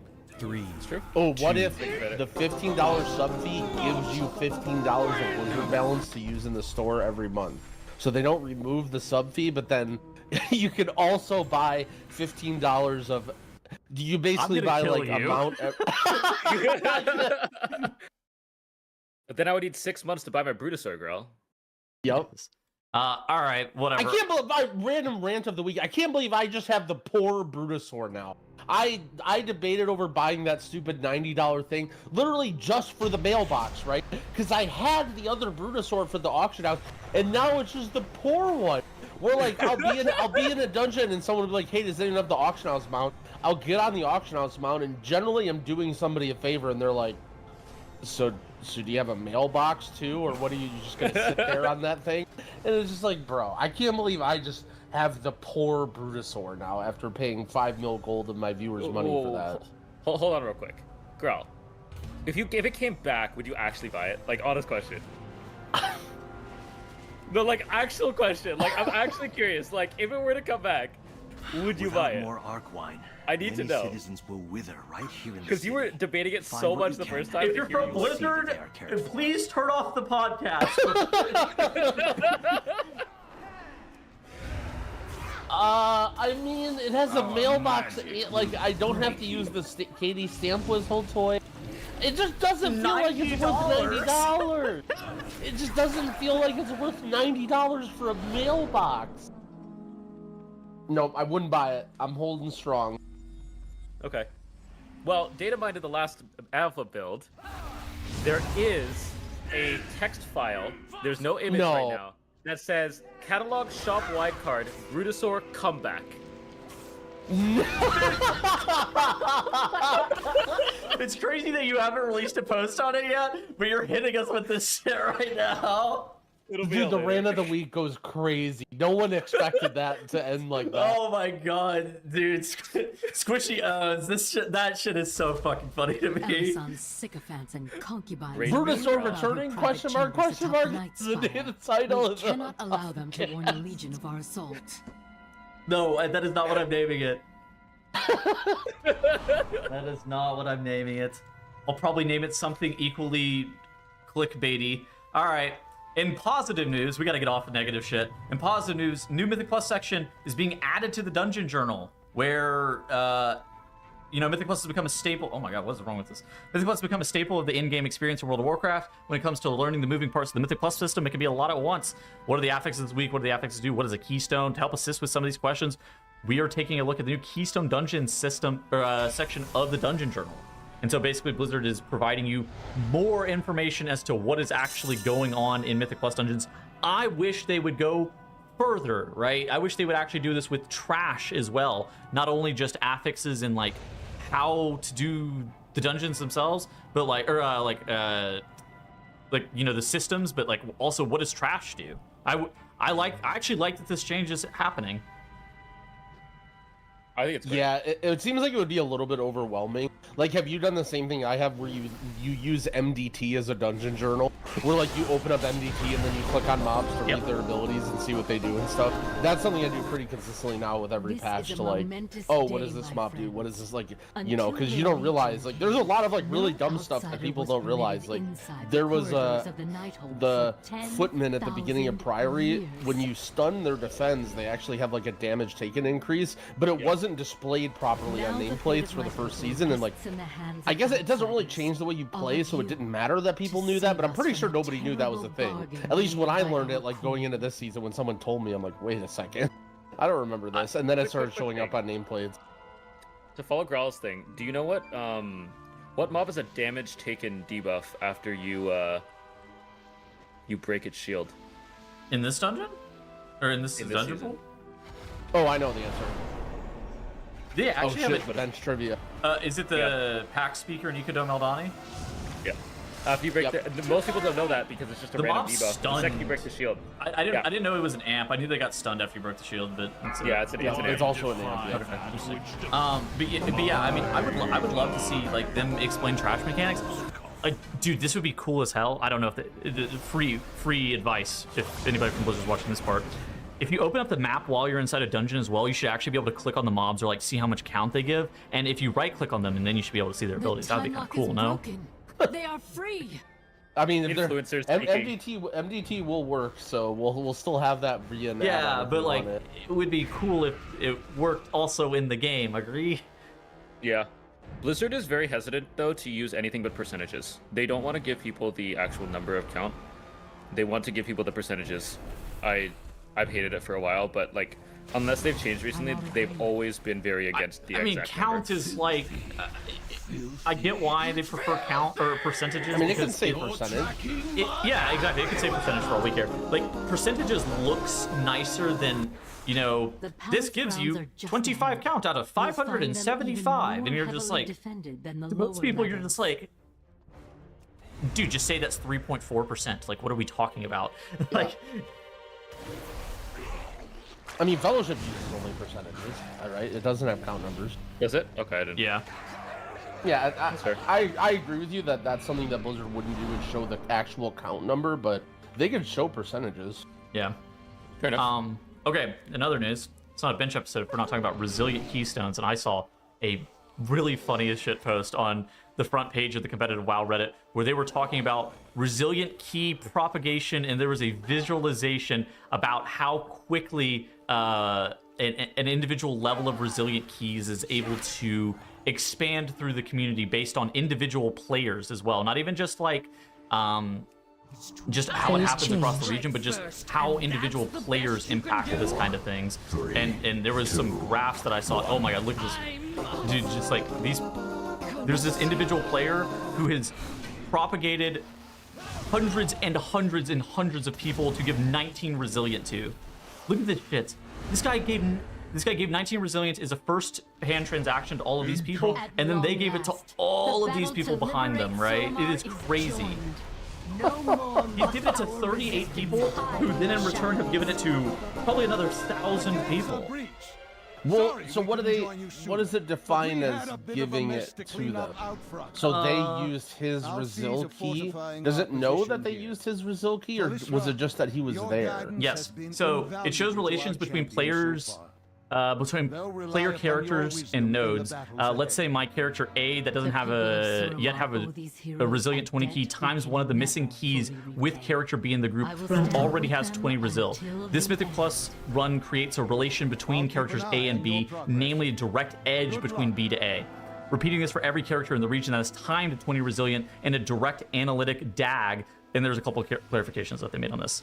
Well, so that isn't exactly it though, right? So for example, let's say us three are doing keys together, and Tettles has like resilient 21 or whatever, but we do my key.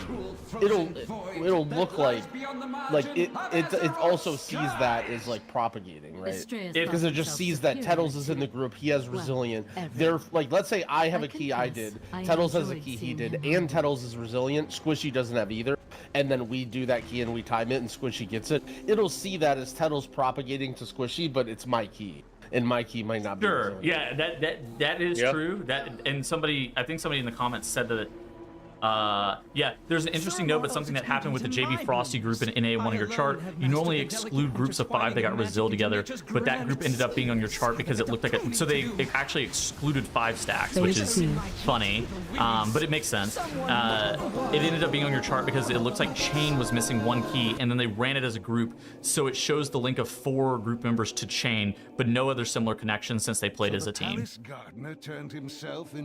Yeah, I mean, it's definitely interesting to like think about or whatever, and there are people who you know, if you're out on the streets, you can name a few names of people who are always in LFG with their Resil key, who are always out there on the grind. Yeah. I think it was just interesting to show how quickly it just gets, you know, how quickly it expands across the entire region. I mean, even look day by day, 19 resilient key timeline, it was slow, and then at some point it was just everybody had 19 resilient keys, and it's kind of the same thing happened on EU. Yeah, well, and another one thing about that I think is the difficulties of some dungeons are a little bit more imbalanced than they are this season than they have been in previous. Sure. Or take more attempts as well with the routes people are doing, specifically Floodgate and Priory. So like a buddy of mine, I believe, and he might have been exaggerating slightly, but I think he said he has 21 timed of all 6 of the other dungeons, but he doesn't have even a 20 Priory timed yet. So he doesn't have 20 Resil, even though he has 21 of every other dungeon. And it's like, yeah, so it's one of those things where, okay, now as soon as one of his boys gets a 20 Resil, like, then he brings it to all them, and then they ram their head down Priory, and they get the 20 Priory. And then he brings it to me, and then we ram our head down 20 Priory, and it's like, that was definitely something that existed a lot at the end of last season, was the really, really hard dungeons having that, like, in general, too, especially for, like, the easy dungeons, Resil is kind of like whatever, and you don't really notice it.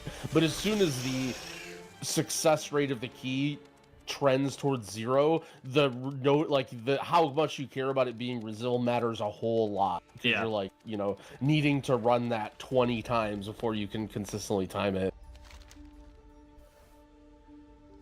I have nothing else to contribute to this. Yeah. I mean, it's just, I thought it was more interesting than anything else. I didn't think. Oh, yeah. Yeah. All right. On to Q&A. Sure. All right. from Get Good. First question, he says, to the bench, my question is, what do you think about Blizzard reviving the guild leveling system?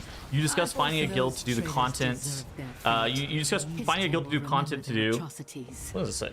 With to do. Do you think this would incentivize players to do more group content? With the purge of add-ons, do you think a guild leveling system would create more teamwork than relying on add-ons / weak auras? Now, I'm interested in your guys' thoughts. I feel like guilds are actually kind of dead. I hate it. I hate that it's like that, but I feel like Discord more or less kind of cannibalized guilds, where Discord kind of created those social circles that you would previously have in a guild, and now nobody posts in guild chat. I don't know what your guys' guild chat looks like. I'm absolutely beside myself. We posted the Raiders channel in my guild Discord, right? Oh yeah. Again, our guild Discord is popping off. We got like a 50-something day streak on the Wordle that popped up again. I think this is something that, as much as we'd like to point towards WoW needing to do better socially, I think that this is something that it probably exists in every single game across gaming, is that people do not use the game anymore as in terms of networking, and they use outside sources. I think that, like, I used to joke when I played Guild Wars back in the day that as I sort of got down to my, like, quitting time, I joked that it was, like, a real-life messenger where I can walk around with the character. Like, I would still talk to all my friends in there, but then at the end of the day, I, like, wouldn't really be playing the game. I'd literally have it open on my second monitor and just use it as a chat program to talk to my other friends that play. But that's, like, just not a thing anymore, right? Like, you don't really log in to talk to people. You use Discord and, well, Discord to talk to people now. So I think that they definitely need to improve or try to help with grouping people, but I don't think the guild system is it. I think I don't think it is either. I think that they need to. I don't know exactly what they need to do, but they're smart. They'll figure it out. But help. What question? I have for Growl. Yeah, I remember whenever you first came on Titan Forge years and years ago. One of the things that you talked about was your availability being important to be able to get into groups. And like you were like, oh yeah, I'd sit in Zuldazar just making sure that I was online so I could be available if somebody wanted to invite me to a group. Do you think that's less important in today's day and age? It's still definitely a thing. I think that's like one of the big tips. That's like one of the big tips I would still give people probably is if you're networking and finding people, you're trying to like build up your Mythic Plus group. Number one, if you want to get invited, sit in Dornegal and sit AFK. I still think that's a thing.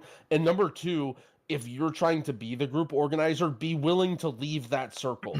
Like, be willing to go on Discord and message somebody, because I'm telling you that, like, you know, I mentioned that earlier in the show that I'm at the point now where I just don't really play enough that I'm not logged in AFK in Dornegal anymore. Like, I don't care.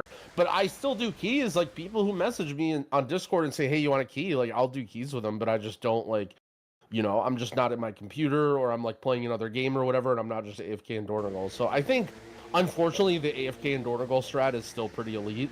But you could definitely bypass, like, that is a cheat code extension to that strategy, is to message people on Discord and don't only message people that are sitting AFK in Dornegal. From Blizzard's standpoint, the amount of effort they'd have to put into guilds to even try to get them a fraction of what Discord already does for communities is astronomically high. Like, I think a lot of guilds will do stuff outside of WoW, and why would you invest something where people are going to spend a fraction of their time on, right? Like, people are going to use their guild Discord to talk about PoE, or Fellowship, or other games. Like, the guild chats between those games never, you know, they don't share. But I will say that, like, it is one thing that if you are in game, like if you just finished raid, it is infinitely more convenient to type in guild chat in game than it is to go to Discord. But if you're, like, say, looking for someone at an off-peak hour, you're not gonna whisper somebody that is online in guild chat. You're probably just gonna go to Discord and at Raider or whatever you want. You're not putting a link in guild chat. Yeah, I mean, it would be really cool if there was, like, some kind of link between the two. So, like, you could basically go towards like a Discord chat, and like a Discord chat could link with the guild in game. Like, that would be cool. I think almost every game should probably integrate that. Honestly, that sounds infinitely useful. It's insane that they built in Twitter integration with the selfie camera, but they didn't build in Discord integration with the chat. That would be lit. I don't see that ever being a thing, but that would be super cool. No, if but like in-game guild chat was linked to Discord. Yeah. I mean, we'll see what happens, but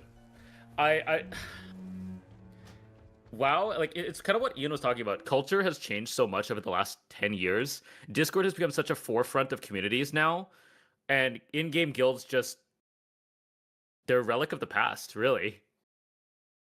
That's basically what it is. Yep. All right, next question. I actually really like this question. This one was on last week's show notes. We didn't get to it, but I'm very interested in what you guys think about this, because I've thought about this a lot. Okay, yeah. The question this week from Shred, he says, with Blizzard just making an announcement about Hall of Fame Delve, I really wanted to put this out there. Making everything a one-shot mechanic is definitely very hard to accomplish, but I think things like Kai'Veza is more of a trial of patience as well as skill. I would really like if they did something more Mage Tower as far as difficulty goes. I don't find things like everything becoming a one-shot fun. In fact, it actually makes me want to put my hand through my keyboard. Thoughts? Do you guys think this is something that Blizzard is thinking of, or do you think it's just going to be another one-shot every time you make a mistake? If it is not fun getting one-shot all the time in Mythic Plus, when it was a thing, and this is definitely not fun in Delves or any content in the game. Thanks. I can start, I guess. I think Blizzard has hit a very rough spot where they have to balance survivability of tanks, healers, and DPS, which, to say it frankly, is impossible, other than one-shots. With tanks as tanky as they are, there is realistically no way to do trickle damage that is meaningful to a tank that isn't lethal for a DPS. Lethal damage for a DPS that is survivable for a tank. Therefore, realistically, if they want things to be equal, they kind of have to do one-shots, I think is the reality of the situation. I'll start there. If you want to chime in. I think that it's a lot of times, too, I mean, you cite Mage Tower here, but I think it's more of a problem of like how delves are made. I think that we kind of always have had this take where we don't like the fact that white swings are such a common, mechanic for delves. And I think that, mechanics that could be more valuable for delves are things that do static amounts of like percent HP.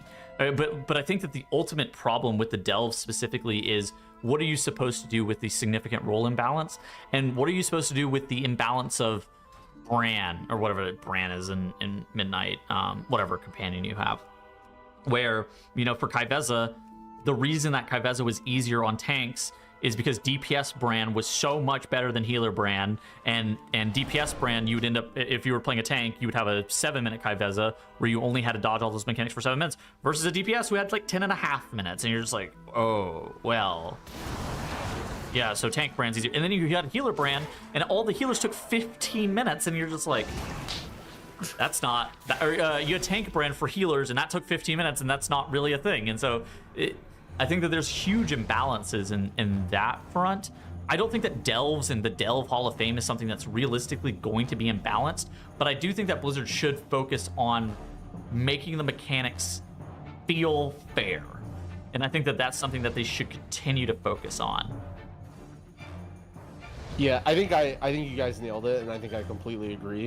I also agree with the commenter, right? That getting one shot by literally every single thing, and then the difficulty being this encounter is 7 minutes long and everything one shots you, is not necessarily the best gameplay. And it does feel a little weird to, like, hear us talk about how great Kai'Veza question mark is, but I think that just goes to show how big of a desire there is for good, challenging solo content in WoW, right? WoW is such a fun engine vehicle to play the game, we love WoW and we love different challenges we can do. Unfortunately, as Squishy mentioned, I think most of what makes a good challenge has to be role specific, right? Like, it has to be catered towards, are you a healer, are you a tank, are you a DPS? And this was my biggest complaint, and that got me known for like calling people mole people and saying delves were bad at the beginning, was that delves were not role catered, right? Like, they're all the same for every single role, and the main difficulty is that you're just walking through and dealing with white swings.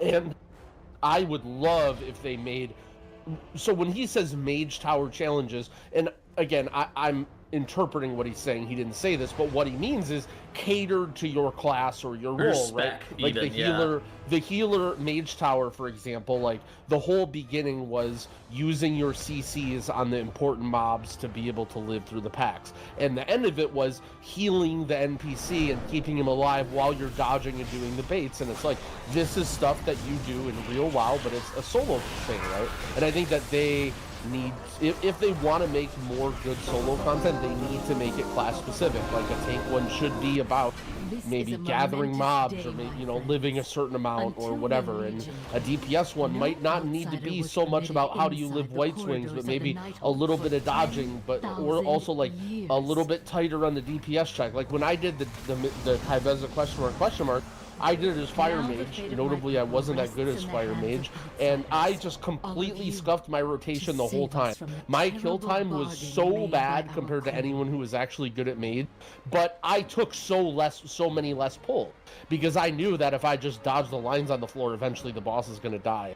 But like, while it was fun, that's not necessarily what WoW is about, right? Is doing tank damage and then just living, right? Like, ideally, there's some balance there, whereas a DPS, you want to do a lot of damage. Yeah, it's interesting to think about. I guess it's not, yeah. Yeah, counterpoints is like, I don't think that, you know, World of Warcraft players love balance, right? Like, they love things to be balanced. I do think that this challenge difficulty kind of thing isn't something that's supposed to be balanced. Which is, you know, maybe interesting to think about, but like, there's always... I don't necessarily think balance in terms of like, you know, healer, tank, everything needs to be the same difficulty, but more so like, as a healer, I want to heal. Like, okay, if I'm doing a challenging content as a healer, it's not about necessarily one-shotting, but like, stress my ability to heal while I'm doing the mechanics, you know? Like, give me some mechanics to do and then make it so I'm doing a crap ton of healing, and if I'm dropping the ball and I'm not healing, then my party member dies, right? It's not necessarily like... I mean, the Kai'Veza isn't a healing challenge, right? It's a healer who's inside of a challenge that was made for people. You're a healer, you're a healer inside of a challenge. That's not a healer challenge. And I want to see more healer and tank challenges, and then therefore they can make maybe better catered DPS challenges of like, you know, but keep in mind that like, let's say there was a DPS challenge where living wasn't hard, right? And it was more about your damage. I mean, that would be so boring and shitty for a tank healer, right? Like, if you know, if living is easy and it's just about doing damage, like breaking a shield or whatever, killing waves of mobs, that would not be fun at all for a tank healer, I think. I think just like one-shots in a long-form content represent a different sort of skill. It is a skill to be consistent, right? Like, realistically, that is a form of skill. If you have a 100% success rate with the daggers mechanic, you could probably argue that you are more successful than somebody with a 95% success rate, because one mistake in a 10-minute fight will probably kill the 95% success rate player, and they need to get it to 98% in order to succeed, right? Like, for example. But, like, I also think with the general idea of simplifying the raid encounters, part of the reason why I think myself, and I know a lot of others, don't like one-shot mechanics in raid encounters that feel unfair is because it's not just you having to be perfect in a 10-minute encounter. It's you and 19 other people have to be perfect over a 10-minute encounter, which makes it so that, you know, that mechanic is much more deadly. Could you imagine if, like, the Kai'Veza Delve encounter was present in a Mythic Raid encounter, and you needed all 20 people to live for all 10 minutes? That would be atrocious, and people would be so mad about Tettles dying on, you know, on the very last daggers, and what the fuck, Tettles? You know, then somebody dies on the first daggers the next pull. So, like, if they're reducing that type of mechanical complexity in raids and dungeons, where are they gonna put it? They're probably gonna put it in solo content, because realistically, solo content is a lot easier to just be like, I fucked up, we go again. I fucked up, we go again. Compared to raid, where it's like, I did really well 19 out of 20 times, but the one time I fucked up. I came out of Kai'Veza describing it as like fair but frustrating, right? Like where every time I would die to something, it was like, God, I'm an idiot. Why did I move my character? Why did I move my character like that? I should move my character better. But it was like, it was still frustrating because you're disappointed in yourself. Yeah. So you only have yourself to blame in this case, and I think that's honestly where one-shot mechanics belong for the most part. I think that's why we'll continue to see them. I think that Kai'Veza, though, was unique in the sense that everything was a one-shot mechanic. And I think that, you know, it could, you know, there should probably afforded wiggle room to make it not everything's a one-shot mechanic on Kai'Veza. Realistically, they probably could have made the cup game, if you make an incorrect guess, 10% stacking damage taken. Or something like that. Okay. Like, punishing, but, like, not a one-shot if you just happen to fail at a cup game. Right? Like, I could see that being relaxed slightly, but I think this is about the level we're probably going to get going forward. Yeah, I mean, it's hard, right? It's hard to relax it at all because, I mean, when he says that it was a test of patience, I mean, it was. Like, that was the bit, yeah. You know? Yeah. Congratulations, you got the point. As soon as one line doesn't kill you, or one, you know, intermission game doesn't kill you, or whatever, then, okay, well, now it becomes infinitely easier, you know, when you have it's essentially giving you a free checkpoint in the fight whenever you want. Like, how many times did you die randomly that you could have killed it if you wouldn't have died to that one line or whatever? Thought himself there was also no phase transition. Like, Zekfir had a 50% phase transition, right? That was the bit, right? You changed and things were harder at 50%. Underpin was just a shit fight, and we just won't talk about that one. And then Kai'Veza was literally no changes the entire fight. It was a pure endurance fight. You just gotta live for 7 to 10 minutes. Literally brutal. So, I think it's just that, like, Blizzard always talks about the wide variety of encounters they can do, and this is just a different type of variety. I don't think we'll see it all the time, but this is the one they chose for Kai'Veza. Yeah, I do, you know, circling back to this a little bit, I do wish that they had something that was a little bit more role unique, as opposed, like, I don't think that that's what the Delve, you know, stone is going to end up being, because I think it's just going to be kind of, you know, what we've seen with Delve. But I do wish it was kind of role unique, like, more so than your companion. I hope kind of next, like, purely speculating, I kind of hope the next one is like a solo starter. Like, stand in the middle, just kind of cast at you the entire time, so you don't have to worry about, like, you don't have to worry about, you know, anything but cast, no white swings, and, like, just kind of, like, weird puzzles that you have to do. Star Order. Tell me that would not be cool. No, you're cooking, I think.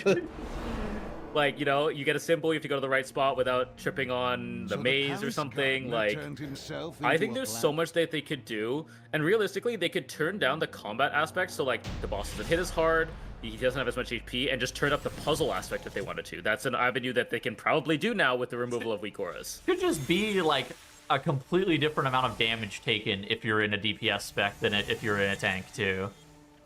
Yeah. Alright. Anything else? Growl, where are the poker chips? I've been trying. That was like a discussion that I had or like thought about. Because at first I'm like, a lot of people are like, oh, I barely noticed it or whatever, or it's like, oh, that's just your thing. And then I'm kind of thinking about it, it's like, well, if you're doing a podcast, the one freaking thing that you can do is try and have good audio quality, you know? Like, it's not so much to ask. It's like, out of every single thing, like, that's one thing where, even though I like fidgeting with poker chips, I can concede, but they're actually right here. I have them on my desk.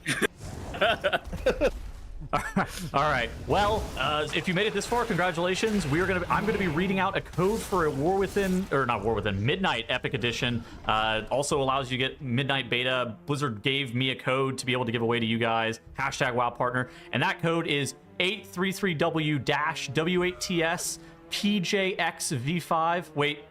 Okay, yeah. RBRM. Wait, backspace.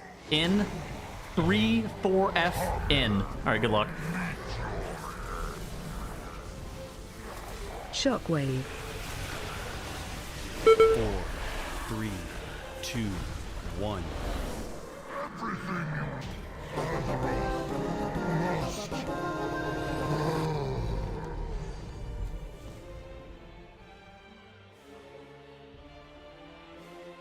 That was for Tyrion Fordring, monster. Grosus may not have struck the killing blow, but he played a part in our great champion's fall.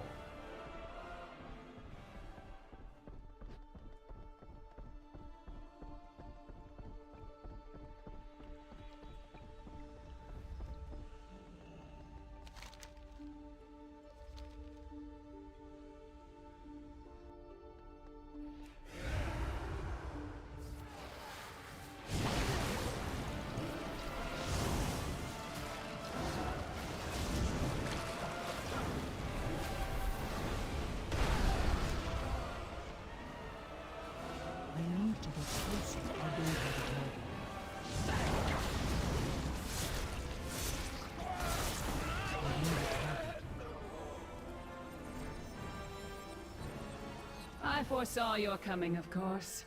The threads of fate that led you to this place. Your desperate attempt to stop.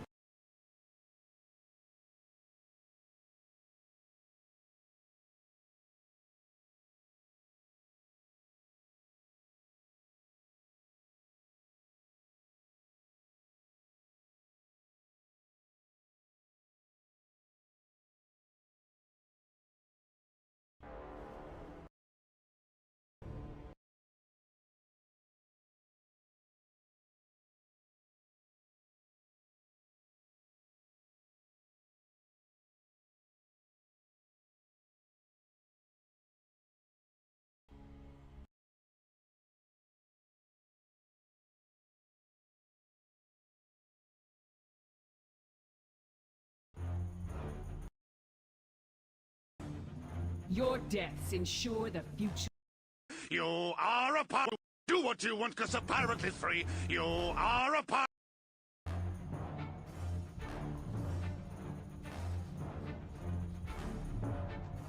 I'm out Your timelines end here. Big Ad. Big Ad. Phase 2. You exist in but a single moment. I am far less limited. Watch your step.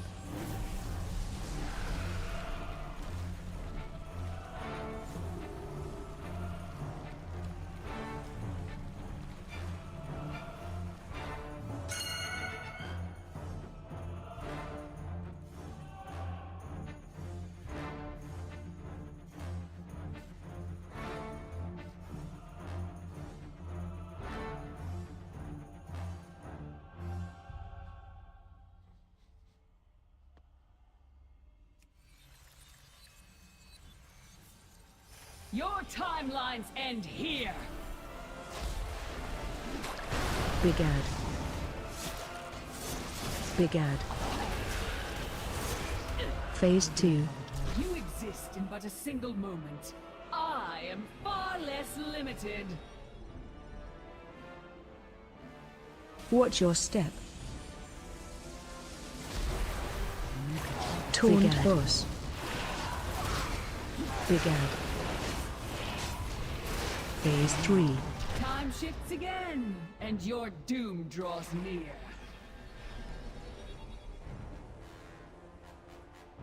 Watch your step. Big Ad.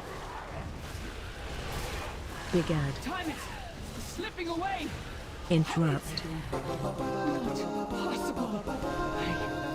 I was destined to win.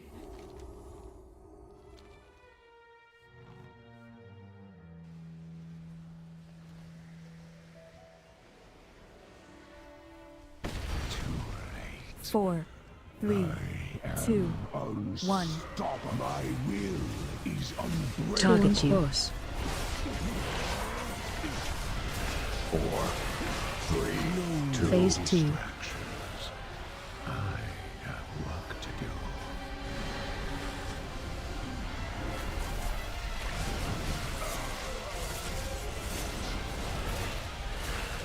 Surrender. I may yet show mercy.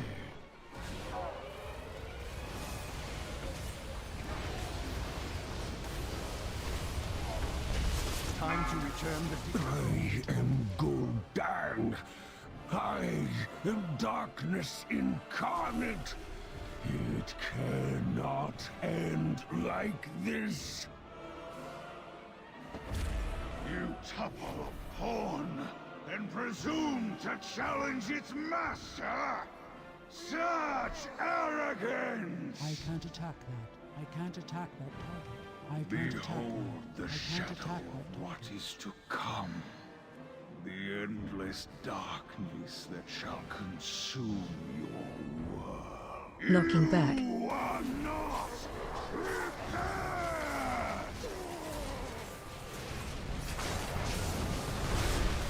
Feel the power. This is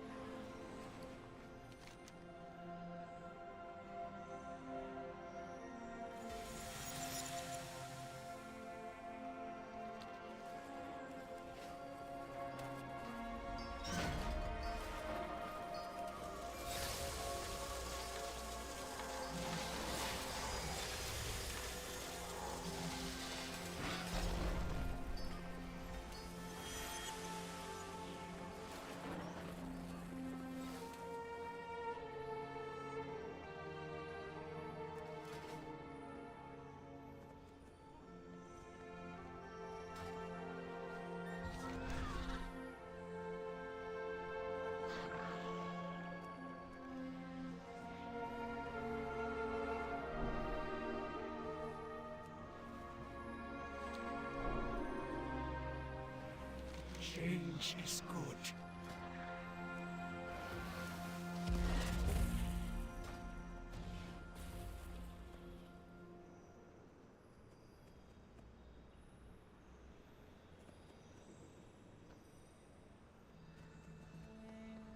Looking for something special?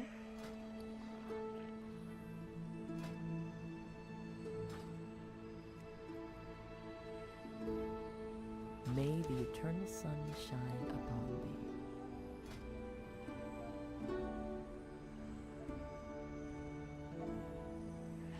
I await your return.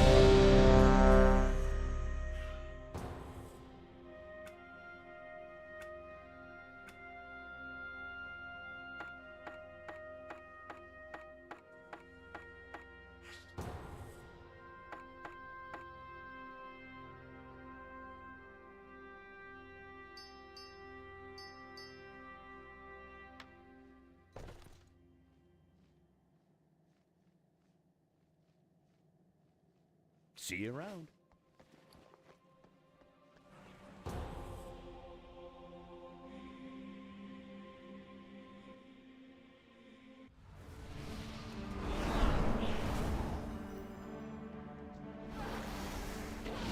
I wonder what this pool will reveal about you, Jelanim.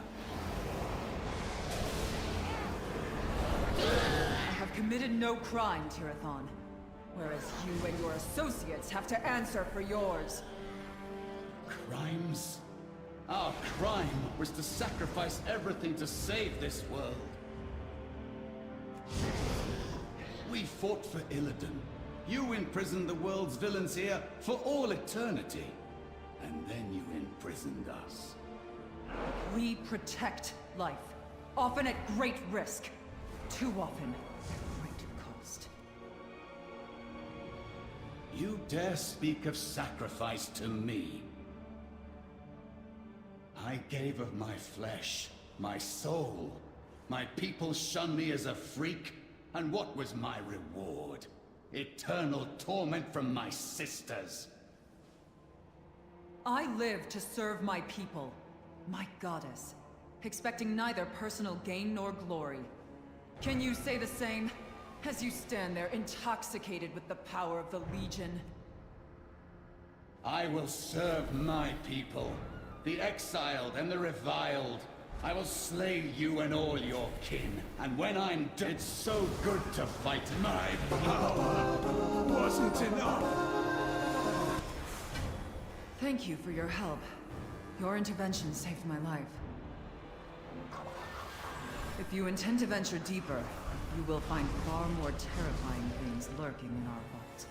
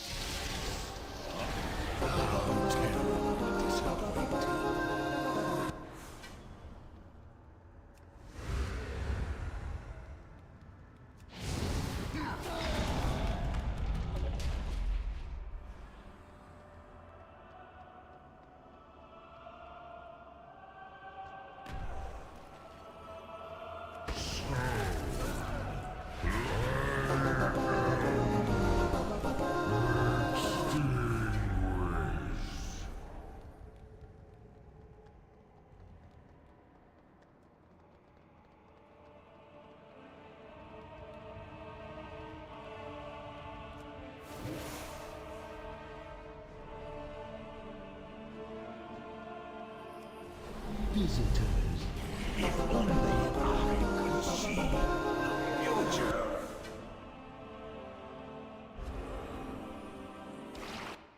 This fierce-looking woman is a Colombian female assassin called a Sicario. She was arrested for assassinating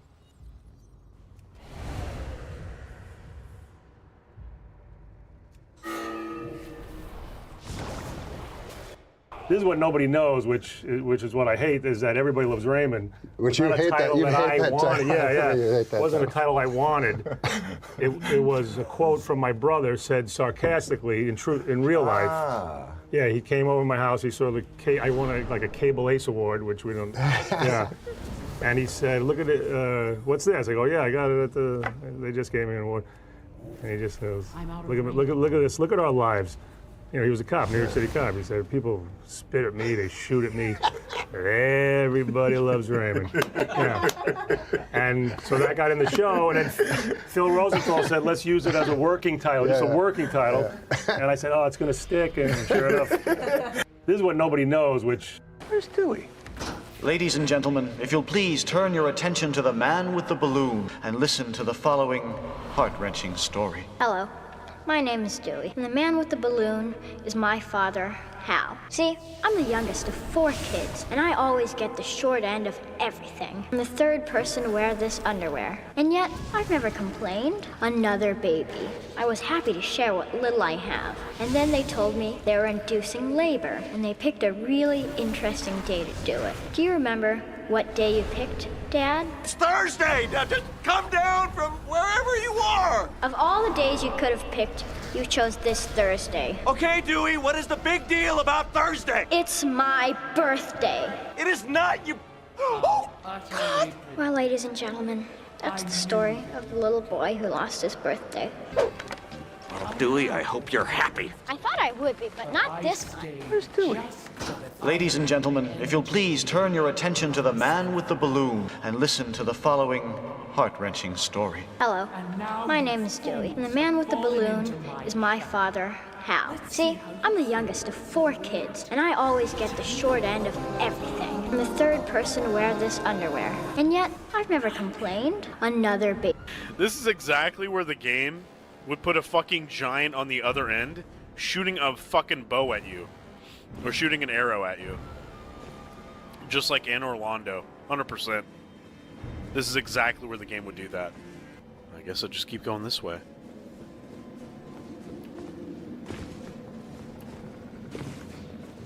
What was that?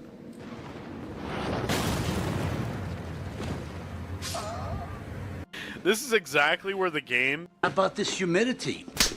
Hey, 2 times you were told to kick up the fucking Johnny Sack. And what do, huh? You kick up the little Carmine. Tape her. No! Little Carmine, he was my father's friend! Billy! Joey, look! Okay. You're right. I'm sorry, I'll pay you, okay? I'll do anything you want. Adios, you fucking Today's a lucky day. Only made it to the R's. He's grabbing with both hands, John. This could get ugly. There's a lot of potential for bloodshed. All right, one thought I had in the interest of harmony. What I was thinking was 3 bosses, a triumvirate thing, like Caesar. Little Carmine, Johnny, and you. Things happen how they happen. Think about it. Power sharing. You all were in charge equally, but no major decisions or arrangement. What's this, the fucking UN? I forgot. How about this humidity?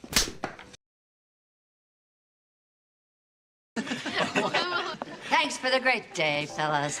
Say goodnight. Killed an elected official? Who elected him? You don't know what you've done to yourself.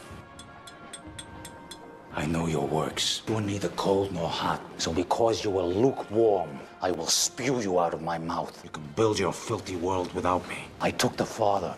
Now I'll take the son. You tell young Valen I'm gonna paint Paradise Square with his blood. 2 coats. I'll festoon my bedchamber with his guts. As for you, Mr. Tammany fucking hole, you come down to the points again, and you'll be dispatched by mine own hand. Now get back to your celebration and let me eat in peace. I paid you fair.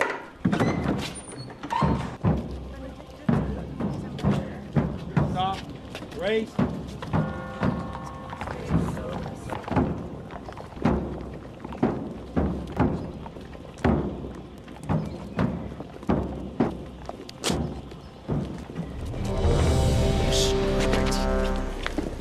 challenge. Challenge accepted.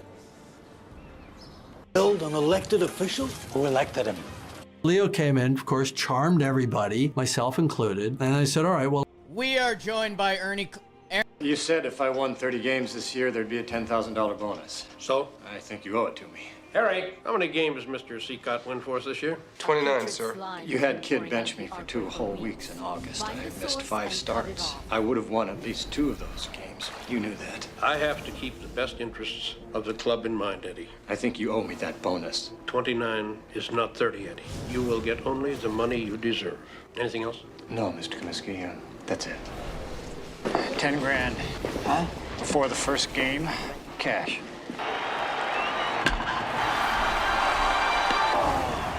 What the hell's he doing? No one wants to look bad. Eddie's gonna have to do it all by himself. Come on, guys, it should have been 2! Guess it's not your day, Eddie. Guess not. Gandalf grounds out to second base. Final out. Redlegs 9, White Sox 1. We didn't get the breaks. We just weren't good enough. It's a load of bull, kid. You know it. You said if I won 30 games this year, there'd be a 10,000. You! Don't you run into me. Fair enough. I said don't run into me. Sorry. Everything in place? Same. I have hot snakes, you guys. Hot snakes. It's when the diarrhea comes out of a hot snake. Andy! The best smash burgers are the ones that are made simply with only a few ingredients. Beef, cheese, bun, and a seasoning of some sort. That's it. That's all you need, really. 4 perfect ingredients with method applied correctly makes the perfect smash burger. If you're cooking at home, the best way to do is cook it in a cast iron pan inside your house with good ventilation. There's some pretty basic rules to making a good smash burger. One is obviously the beef. We use 75-25 round chop. It's pretty fatty. Fat is flavor. You can see from the blend that it's pretty pink. It's like strawberry ice cream. So what's this I hear? You got old man Bacala making a comeback? He didn't hear it from me, Tom. Hey, I'm not trying to butt in. Junior reached out, asked me to talk to you. Old man worked for him for a lot of years, just looking out for him. It does seem a little extreme. But hey, my man Jagoots, he knows what he's doing, huh? Glad I have your fucking approval. Whatever you say, Cappy. All right, here it is, okay? For you, Junior, and anybody the fuck else. Gigi's captain of that crew. He gave the order. I okayed it. End of fucking story. Please, no offense. Obviously, it's your call. Yeah, obviously. What? Nothing. It's just, me sending an old man. What's he gonna do? Gum the guy to death? Anybody ask for your input? No, I'm just saying. You should let me do it. I'll take this guy apart for the joints. With him conscious. So what's this I hear? You got old man... A house cat versus an alligator. A house cat will still sit there and be like... Yeah. The cats have like faster reflexes than snakes. Oh yeah. So it's like... Those are great. Yeah, when it comes close to it, the cat like goes away and is like... A house cat versus an alligator. A house cat will still sit there and be like... Yeah. Can you believe this shit? Gotta check this out. In what world is an offset like that in a driveway acceptable? It's Thursday night, and you know what that means? Cereal night. Wrong. Cereal night extreme. It's Thursday night, and you know what that means? Cereal night. Wrong. Cereal night extreme. It's Thursday night, and you know what that means? Cereal night. Shot to show you what that glove is like, Paul. Yeah, it's amazing to me. I mean, most pockets in a catcher's glove are pretty much solid leather. You see the long straps in there. I've always told you, Michael, I used the trapeze model, which, as an outfielder was Willie Mays.